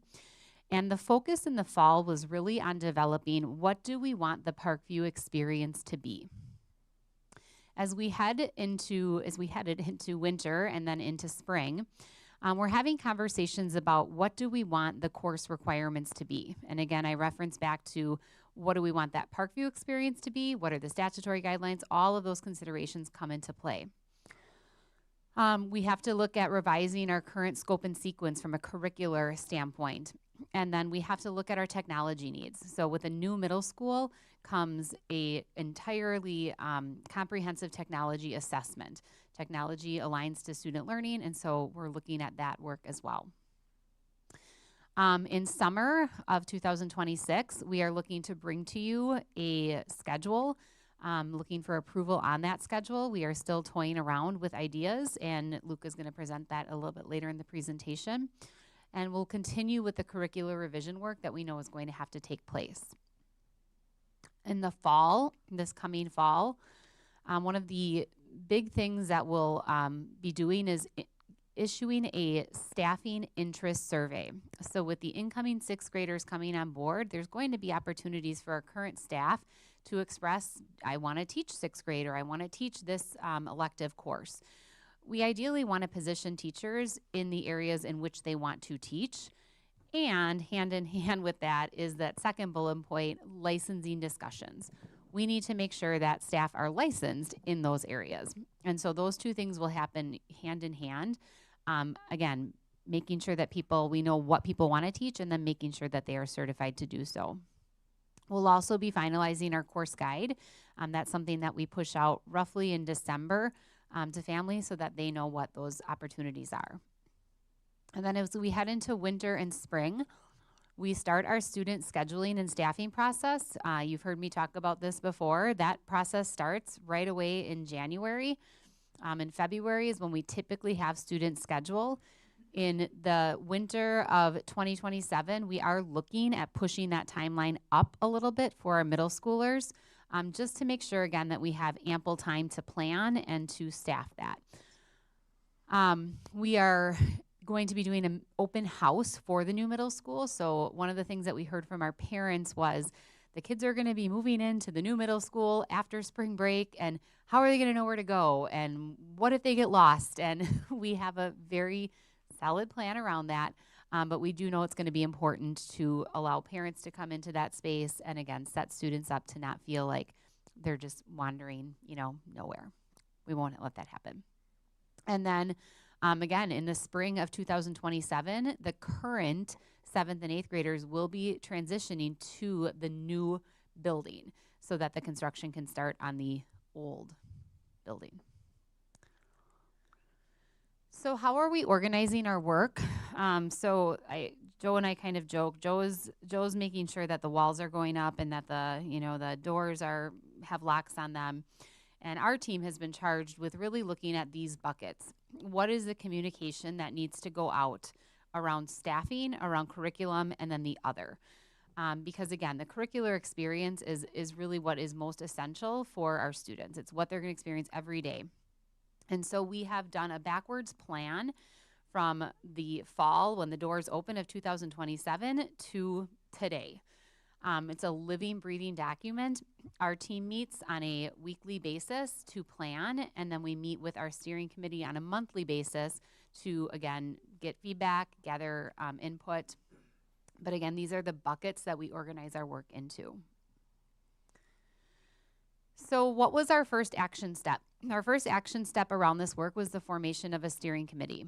The steering committee is a 28-member team that is composed of Parkview's Guiding Coalition. So you've heard about the Guiding Coalitions. This is a team that really knows the instructional priorities that are happening at the middle school. It's composed of the building leadership team, and then it also has representation from elementary teachers who have expressed an interest in moving to the new middle school. Additionally, there are district level administrators and then our building level administrators, as well as instructional coaches who are on this team. So it is a very comprehensive team that we bring our ideas to for feedback, again, and input. It's really important that this team represents stakeholder voices. We know that when we go to share an idea, that it's impossible in a lot of cases to say, we want 300 people to give us feedback and try and sort through that feedback and come up with a recommendation. And so this is a group where we say, here's what we're thinking, go out, talk to people, talk to your peers, bring back what you're hearing, what you're thinking, so we can make informed recommendations. Again, we meet one time per month, and that's the compilation. Our action step number 2 was to develop instructional guarantees. So this is that Parkview experience. When we talk about the addition of 6th grade, we're not just talking about 6th graders coming to the middle school. This is really, and we've talked about this a lot as a team, this is a new school. This is going to be a new school. And so we can't just have it, right, be here's the 6th graders and now there's everybody else. We want it to feel like this is who we are as Parkview Middle School, not the us and the them. And so what we talked about a lot was, what do we want every student at Parkview to experience, regardless of what grade level they're in, what course they're in? What do we want that Parkview experience to be? And the steering committee developed 4 ideas around this experience. So the first instructional guarantee is the guarantee of rigorous and engaging instruction. And I don't think anybody would argue that we don't want this for our students. We want standards-aligned instruction across all content areas. We want instruction that sparks curiosity, that cultivates those skills like collaboration, communication, creativity, engagement, critical thinking. And again, regardless of the class students are in, regardless of the grade level, this is the type of instruction that we want to see in every single classroom. Instructional guarantee number 2 was coordinated supports for student success. I kind of refer to this one as it takes a village. We know that teaching does not happen in a silo. And so this is really ensuring that when we look at students and their needs, that we are ensuring that there is a coordinated plan to meet those needs. Instructional guarantee number 3, we had a lot of conversation about this, was a guarantee of exposure to and engagement in robust electives. One of our biggest conversations that we had as a steering committee, and I would say this happened over the course of several months, was this idea of what do we want kids to have exposure to by form of like requiring them to versus what do we want them to have access to in terms of they can choose to take this course. And so one of the things that you'll see in there is that we say we want them to have student choice, we want them to have a progression while prioritizing core academic time. And the steering committee made that recommendation.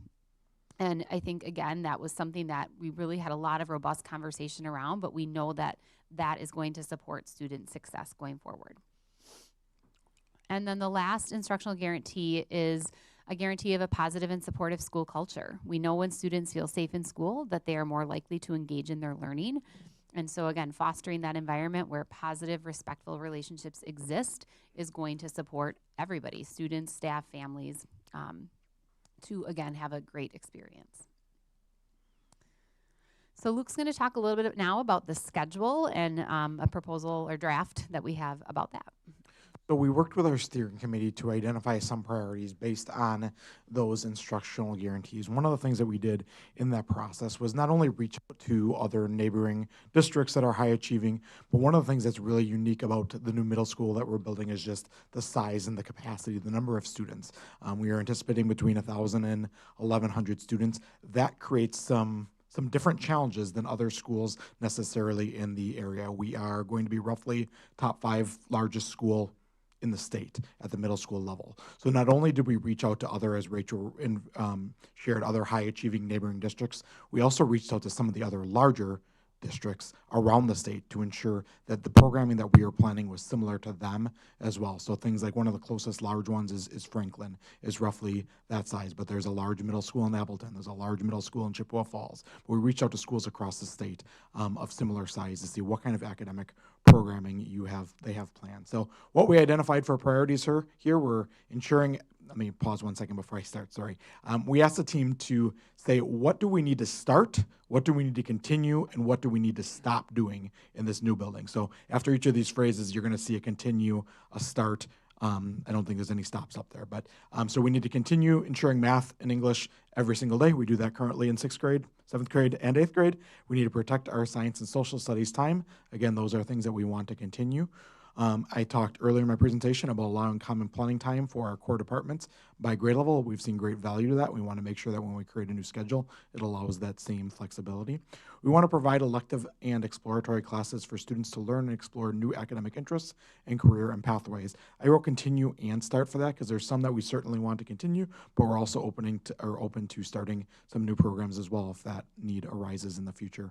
We want to maintain homeroom or win period for students to access academic support. It's our understanding that currently at the 6th grade level, many of our students have win time. At the middle school, we have homeroom time, but we see value in those from an academic standpoint. And the last priority that we wrote on the list was maximizing flexibility for students and staff. One thing that happens when you have a large school and many course offerings is sometimes there's conflicts between those course offerings. So I'll give you an example.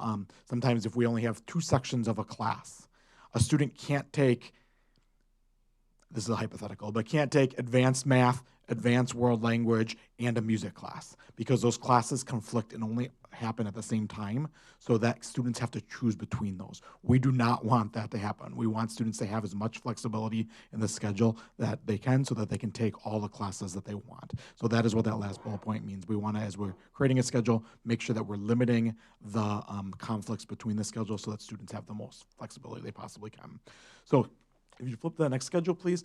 This is a popular schedule that we've seen some other districts doing that meets some of those priorities. Would be math and English every day, similar to what middle school and I think 6th grade currently has.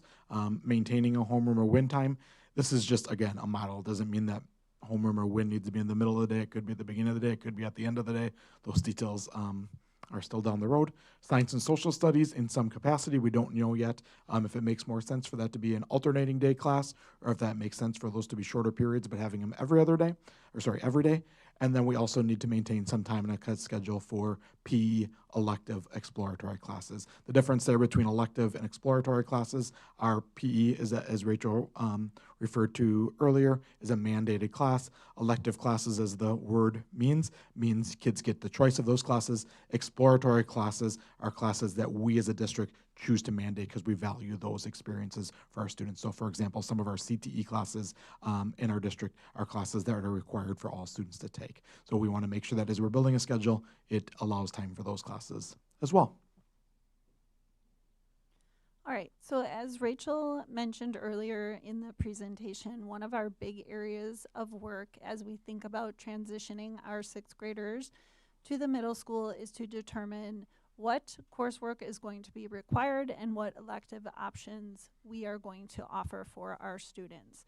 So this is in addition to those core classes that we of course require, literacy, math, science, and social studies. What other things are we going to require of our students, and then what options will they have? So this is something that the steering committee grappled with and is still working on. This is big decisions, and these are things that we are discussing. So tonight I'm going to share what this currently looks like for each of our grade levels, what is required, and then I'm going to share some ideas that the steering committee has discussed as possibilities. So as we approached this piece of work, there were a couple of considerations that we took. The first is those instructional guarantees that Rachel spoke about, and specifically instructional guarantee number 3, which was exposure and engagement to robust elective opportunities. Specifically in that instructional guarantee, the steering committee felt strongly that it was important to structure our electives in a way that allowed for student choice and progression, again, while prioritizing those core areas. So that was something that was really kept at the core of this discussion. And then the other thing that had to be considered in this area is statutory requirements. So some of these areas do have laws that we have to require certain things. So I'm just going to go through these. So for the first 3 areas, for music, art, and physical education, we do have statutory requirements. So for music and art, the statutory requirement is that we provide instruction in art and music in kindergarten through 6th grade. That is required. When we hit 7th grade and beyond, it is something that needs to be offered and available to students. So it can be provided as an elective or an option. With physical education, that is required from kindergarten all the way through high school. We must provide instruction in physical education all the way through. So for music, currently we require music in 6th grade and 7th grade, and the structure that we use is pull-out lessons. At the middle school, that is for choir, band, and orchestra. At the elementary level, that is the pull-out lessons are just for orchestra and band. In 6th grade, we have general music currently. An idea that the steering committee has been discussing is requiring music in 6th grade. Again, that's required by state law. And then offering it as an elective in 7th grade. And then considering changing the model to what we call a 2-to-1 model, where we would have 2 teachers in the class. One teacher would be teaching the whole group. Another teacher could be pulling small groups for lessons. And Rachel's going to talk about that a little bit more. In art, we currently require art in both 6th and 7th grade. Again, the state requirement is that we offer art instruction kindergarten through 6th grade. One idea that we have been considering is requiring it in 6th grade and then making it an elective choice for students in 7th grade. For physical education, again, we are required to provide physical education all the way through the student's experience here. So nothing is being discussed in terms of changes there. The only thing that the steering committee is discussing is a health component in 7th grade. So this is not necessarily something new. We already have health standards. We have health lessons that are taught in various curricular areas. So right now they're taught in all different places at the middle school, and we are considering bringing those together in one consistent component. The next area is PLTW, or Project Lead the Way.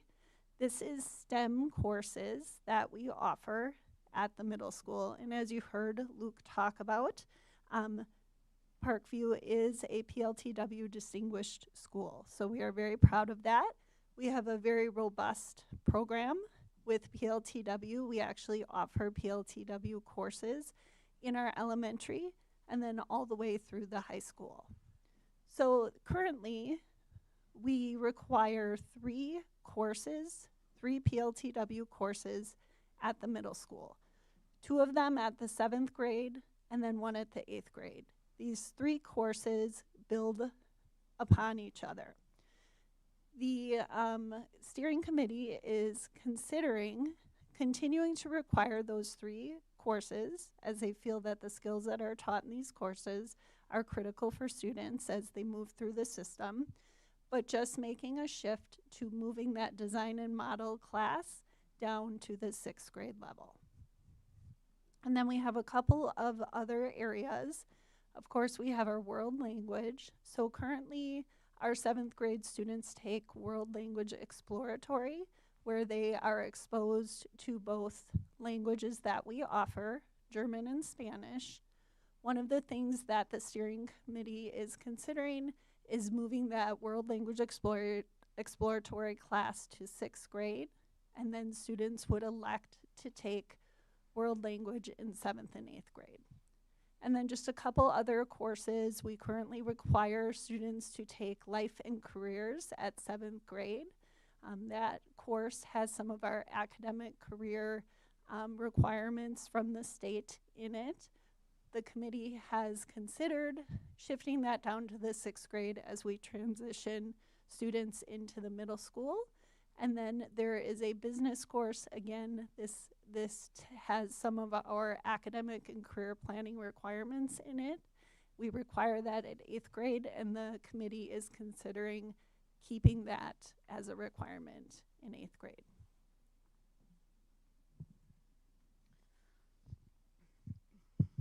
Okay, so Angela spoke briefly about the 2-to-1 model, and I think it's important to talk about what that looks like at the middle school level. So first and foremost, I want to acknowledge that the work that all of our music teachers, band, orchestra, choir do across our system is incredibly valuable. Our music staff is incredibly valuable. Nothing that we are proposing is based on the fact that we think our music teachers are not doing great work with kids. So I want to acknowledge that to everybody here. Okay, the 2-to-1 model. What that looks like is 2 teachers to 1 class. The lesson structure, as Angela said, takes place in the class rather than through a pull-out model. I think it's important to note this is currently being done successfully in our high school choir classes. So this is a model that we are currently implementing. Through this model, there is access to 2 teachers per class period. So there is more opportunity for small group and individualized instruction. Students do not miss any core or elective time from other classes, so there's no competing priorities. This is especially relevant because as we looked at that transition from elementary to middle, 6th grade currently has recess. There is no recess when we get up to the middle school. They do have a few minutes Luke, correct me if I'm wrong, at the lunch hour where they can go outside. But it's not a structured, they don't have a structured recess time. And so, again, as we look at that lesson model, that a lot of our students at the elementary do use recess time for that lesson. With that being, again, taken away, we are looking at how do we minimize, again, the time that students are out of an elective area or out of a core content area for that lesson, and this model accomplishes that. Students don't have to make up for missed learning, and staff who are losing those students during the lesson don't have to remediate the learning that's missed. So if we look at the numbers across the board, again, something, again, of note. So at the elementary level, there are no pull-out lessons for choir. Choir is a club. It's offered before school in most locations. In orchestra, we currently serve, so this is for the 25-26 school year, but it is important to note these are the trends that we see if we go back all the way to the last decade. In orchestra across the elementary, we see 302 students being served this year. If we look at that, in 4th grade, 143 students. I have to look at my paper, I can't read that up there. 143 students. In 5th grade, 91 students. And in 6th grade, 68 students. One of the things that Dr. Cook talked about was the parent feedback that he's received about missing that instruction and those competing priorities. And what we see is as students go through school and are getting, older, we do hear that the content becomes more difficult, that it becomes harder to miss that core instructional time. And so even though it might be 20 minutes twice a week, that missing that time causes some friction for them. In band across elementary, right now we have 214 students. So 105 in 5th, that drops to 97 in 6th. Eagleville is a combined, and there's 11 students currently. When we get to the middle school, so again, keep in mind, middle school currently requires a music in 7th grade. So they can pick between the general music, choir, band, or orchestra. We see the numbers, 7th grade, 108 in choir, 62 in orchestra, and 93 in band. Those numbers drop significantly in 8th grade when students are given the choice of what they want to take. In the 9th through 12th grades, when students have complete choice, and most of our students at this time in their schooling have ample opportunity to take as many electives as they want. In choir, we see 131 students, and that's across all of the choirs. In orchestra, we see roughly between 25 to 30 students per cohort, so roughly 30 students per grade level. And then that's a similar story for band, 94 students across grades 9 through 12. So I share that because, again, as we look at this model and we look at our goal is never to decimate a program. Our goal is never to take away opportunities from kids. But what we don't see is a trajectory of kids who start in elementary school and then grow through high school. That's not the data storyline that we have. The possible K-12 implications of this model.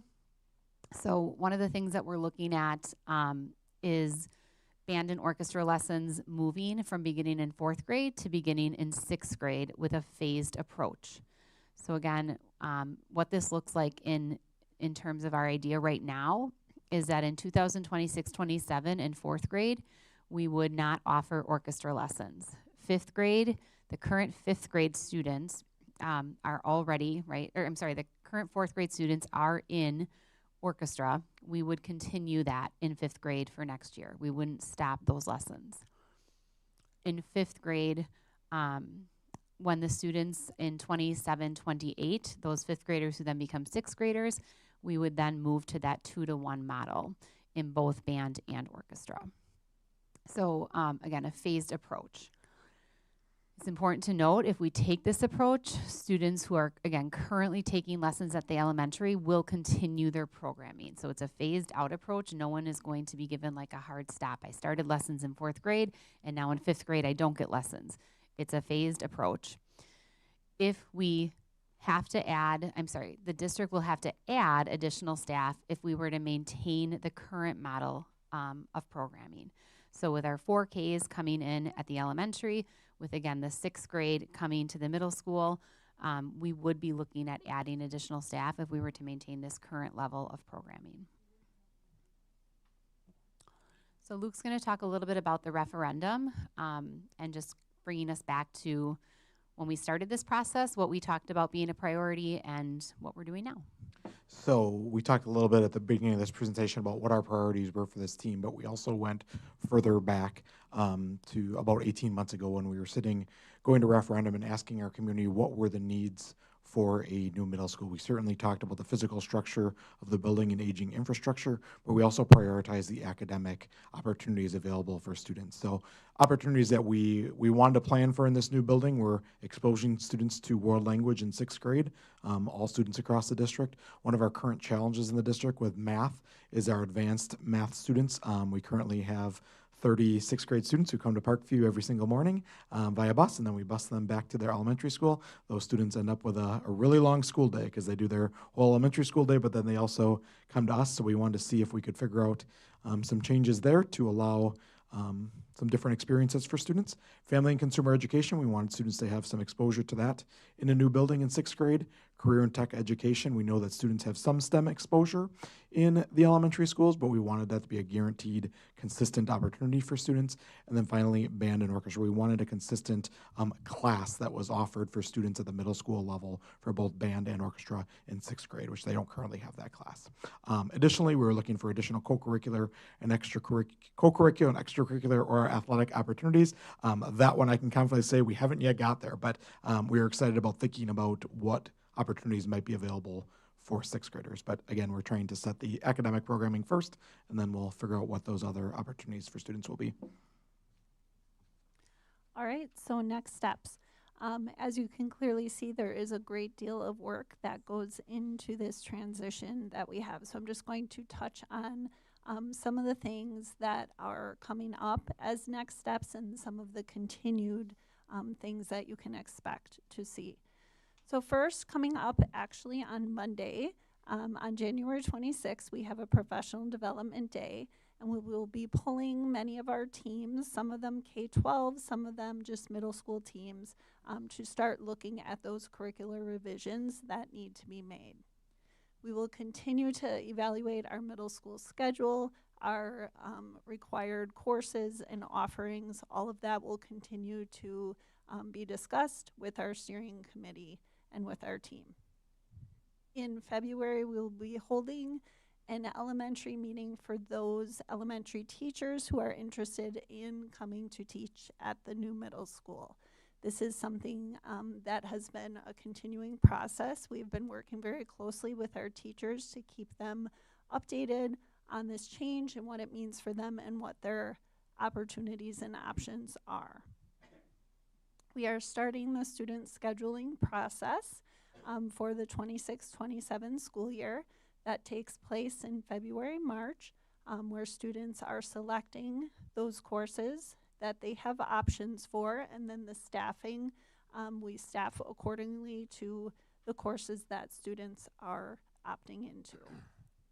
And then the next 3 bullet points really speak to communication, to being transparent, and making sure that everyone is aware of the work that is happening.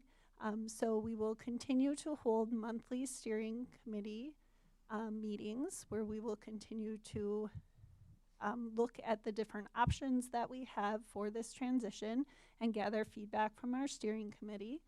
We will be providing monthly board presentations around this work to keep you updated on our progress. And then we have monthly staff communications that go out to our entire staff so they are aware of what we are working on in terms of this middle school transition. I don't think we have a question slide, but. Eric? Okay, so for next month, I guess I would request that maybe we bring back some more information moving forward. What would it look like if we kept everything the way it is right now? But Now, what would that look like staffing-wise? And then what would it look like staffing-wise if we were to leave everything the way it is now, plus do the 2-to-1 model? How many more staff would we need? What are we looking at? I'd like to see that kind of information in front of me before we make decisions to cut. Eric, can I just clarify? You're asking us to come back with the way it is now plus the 2-to-1 model at the middle school level? All levels. Because at the bottom of the slide, it says district will have to add additional staff if we were to maintain the current model level of programming. So what does that mean? How many are we looking at? So where do they need to go? Are they going to be floating between the middle school and the elementary schools? I just would like that information of what we're looking at. Yep. Thank you. We'll have that ready for you. If you could look at like each school, how that impact would be, and possibly different options as well, please. Any other questions or comments? I just have a quick question. Rosby? It was asked, I think, several times tonight, were the music teachers, band and orchestra consulted? Have they been talked to about this? And I've been told no, but I don't think that's accurate, so I would like clarification on that. So I think right now, the board has asked an administrator a question, and I think we have Correct. to back to the administrative response. If next month there is a broader panel that the board is interested in, we're certainly able to have them ready.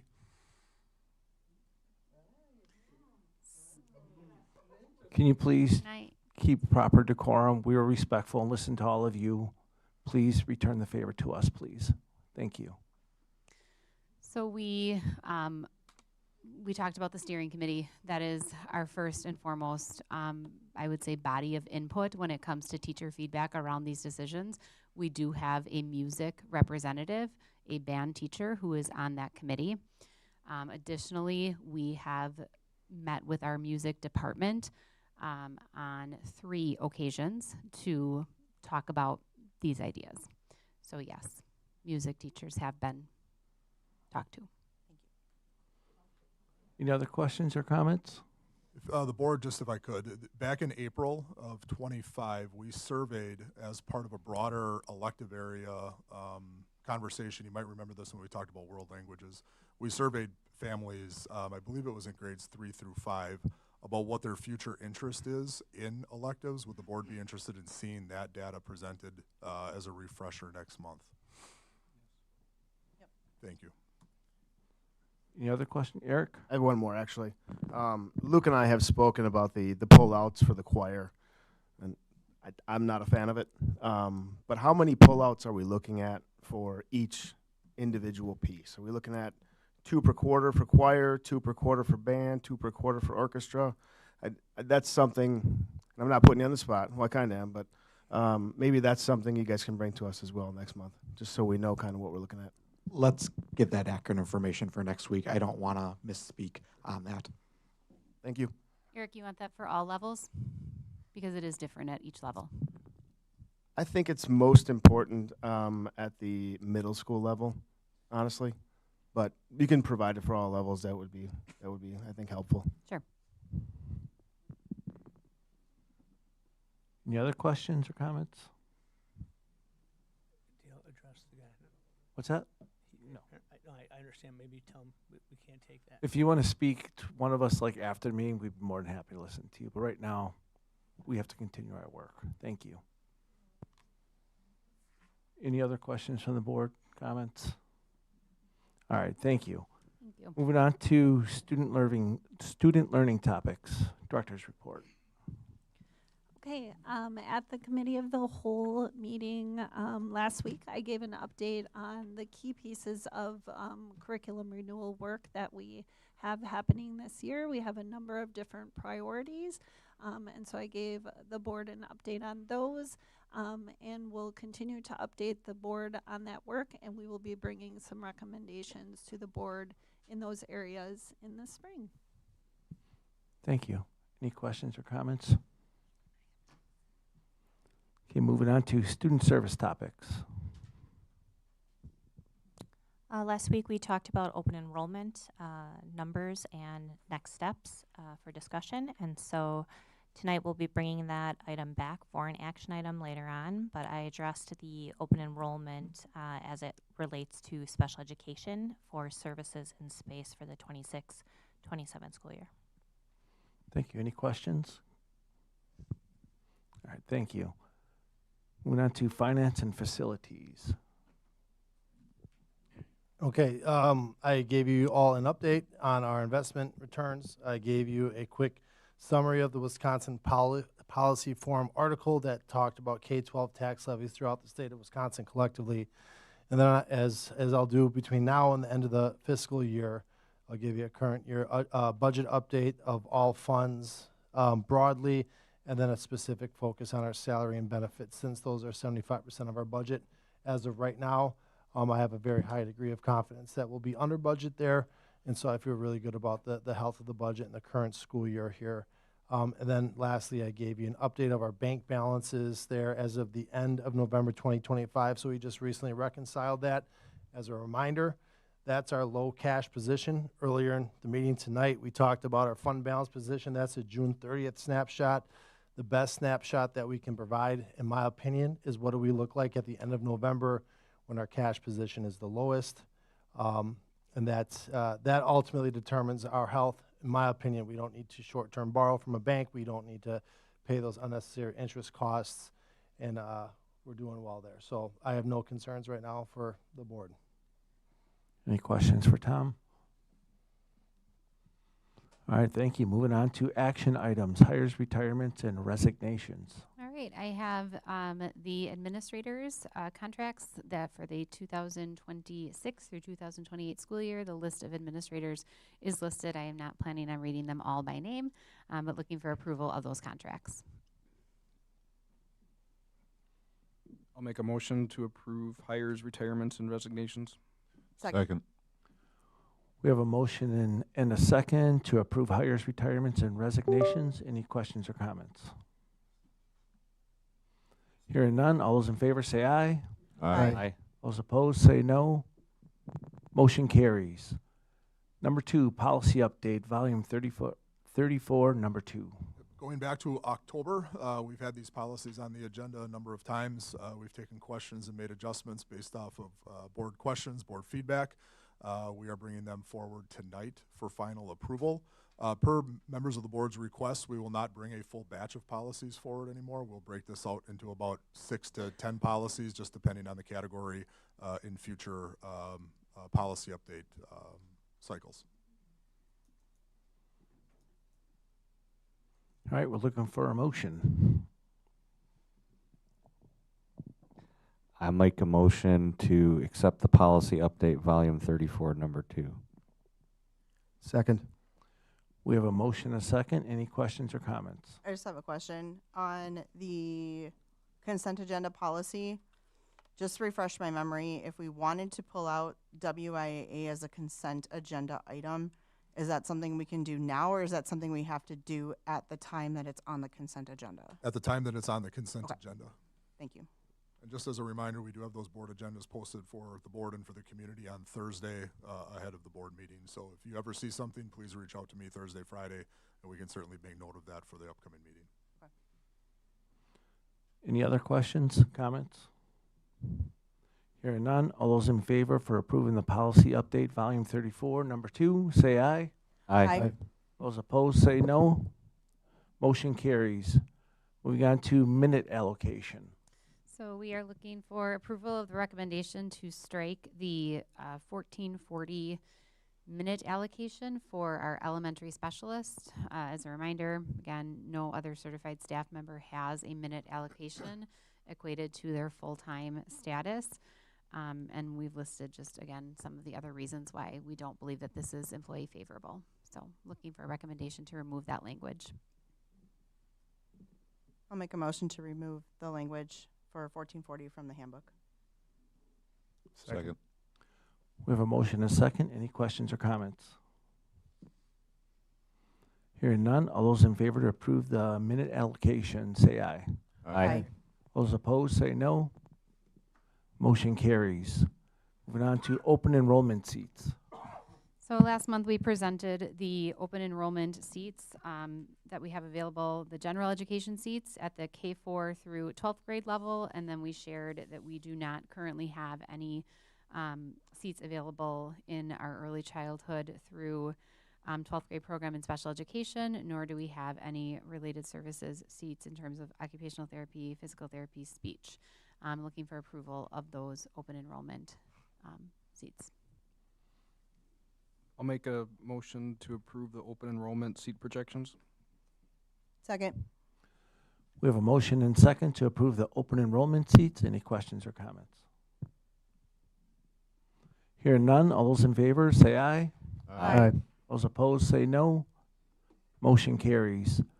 Moving on to number 5, 26-27 budget assumptions. All right, I have the budget assumptions for as we build out the 26-27 budget there, and I have we're looking to approve these recommended budget assumptions. So as I said to you last Monday, some of these values are known because we're in the second year of the biennial budget. At this time next year, we'll have to guess as we build the 27-28 budget how much money per student we'll get, because we won't know that until June or July. But what I'm recommending is we've already adopted, and we have great confidence that we'll likely lose students again as we head into next year. So we've already adopted an 85 student reduction. What I'm looking for is for you to approve that we'll have, we're going to make an assumption of $3.7 million of special education categorical aid from the state. That's up $200,000. We're assuming that because the state budget in the second year allocates more towards special education reimbursements. And then I did make a small change here. So in the open enrollment in head counts and open enroll out head counts, we have a third Friday in September count of those. But then we also do a second Friday in January counts. We do that for equalization aid purposes, so we have to submit that. And those numbers, the open enroll in went from 603 to 594, so we lost 9 students.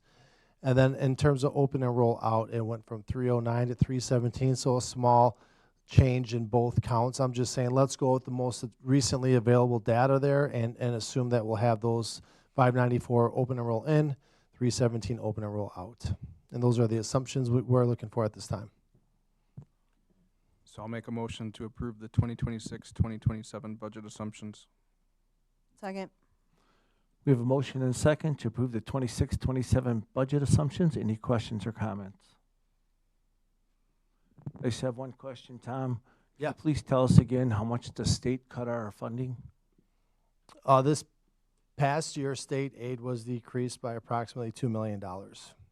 Thank you. So we are getting less and less help. I know that next year in 26-27, that will take place yet again, and we are not alone in that. That is a statewide biennial budget impact. Any other questions? All right, thank you. All those in favor to approve the 26-27 budget assumptions, say aye. Aye. Those opposed, say no. Motion carries. On to number 6, 24-25 audit report. I'm simply just asking you guys to officially acknowledge that you have received the audit reports. So that will be reflected in the meeting minutes. So if somebody feels comfortable making a motion that we acknowledge receipt of the 24-25 audit report. That's what we're looking for. I make a motion that we acknowledge receipt of the audit report. Second. We have a motion and a second. Any questions or comments? Good job, Tom. You bet. And Yes. team. Hearing none, all those in favor to approve the 24-25 audit report, say aye. Aye. Those opposed, say no. Motion carries. Moving on to unfinished business, the superintendent's report. Thank you, Mr. Porter. So a couple things. I just want to take an opportunity to thank Dustin Lehman as he nears his end of time in Mukwonago. As our college and career readiness coordinator, Dustin has led our programs to increase level of success and achievements. Our programs would not be where we are without his hard work and vision, and we wish him the best as he starts his new job in the Elkhorn School District. Reminder to anybody listening, winter weather. I do love when winter weather comes on Saturday and Sunday. As it comes during the week, it does pose some challenges. So just as a reminder, for cold weather, we base our decisions off of a National Weather Service guideline for extreme cold warning. It's important to remember warning, not advisory, but warning. which essentially is the wind chill of 30 degrees below zero. It is a benchmark. It doesn't necessarily drive that decision, because if 30 below hits at 4 o'clock in the morning, we're not necessarily worried about that. We really are concerned between the time of about 7 to 8:30 as kids are getting dropped off from school. For snowy weather, we look at, again, the winter weather warning. For any snow cancellations, I will collaborate with regional superintendents on that decision. We do our best to make that decision the night before so that parents have an opportunity to handle childcare for their children. At the absolute latest, we're shooting for 5:30 in the morning and notifying families ahead of most people's workday. I do know that some folks go earlier than that. Our process is a 3:45 a.m. weather call with the National Weather Service on the day of the event. We then, as a group of superintendents in the area, we get on a webinar after that as a group, and we talk and see what the conditions are. We do consult with the bus company, with the sheriff's department in some areas, with our local police or fire department. Whoever's been out on the road, we're trying to get as much information we can to make a safe decision to start the day. I know that it was cold today. It did not hit that threshold. We are paying close attention to what Friday looks like, as the high temperature on Friday, I saw anywhere from 4 to 7 below as a high. As a low, somewhere between 13 and 17 below zero. So we'll be paying attention to what happens on Friday, and we'll follow a similar process. Again, if we have the information, we'll do everything we can to notify families the night before the weather event happens. And just finally, I know that there's been some concern and confusion, particularly around music in the middle school schedule. I apologize for this and for creating any level of angst among our community. As an administrative team, I want to remind the board and anybody who's listening tonight, we're tasked with transparency, garnering stakeholder input, operating as responsible fiscal stewards, and most importantly, providing a high-quality educational experience for our students. Over the past several years, we've brought forward such items as health insurance changes, creating an employee health clinic, leadership changes, school schedule changes, policies to remove cell phones from our schools, a referendum which will benefit our community for generations to come and will serve as a location to honor our veterans, class size policies and recommendations on the instructional program for Parkview. Each of these recommendations has come with criticism, concern, and in some instances a belief that we cannot accomplish what we are proposing. And for each of these recommendations, our schools, community, and students have seen a substantial benefit. We saw that tonight, for instance, with Parkview. We've seen that at MHS. We've seen that at our elementary locations. As a result of our curriculum work, schedule work, policy work, and leadership changes and developments, our schools are performing better than they ever have. We have an employee health clinic that provides high-quality service to our employees and their families, a health plan that outperforms the market annually, all while remaining responsible fiscal stewards to the public dollar. We do have a broad community that we need to consider when we make our recommendations to as a board. It's important to remember this as we look to the future in our new middle school and all of the programs that we offer our students. Thank you. Thank you. I moved my president's report to earlier in the agenda. So up next, we have the executive session, Wisconsin Statute 19.85. We'll be discussing the mid-year evaluation of our superintendent. I don't believe we're coming back afterward. So that will conclude this meeting. This meeting's adjourned. We'll take a 5-minute break.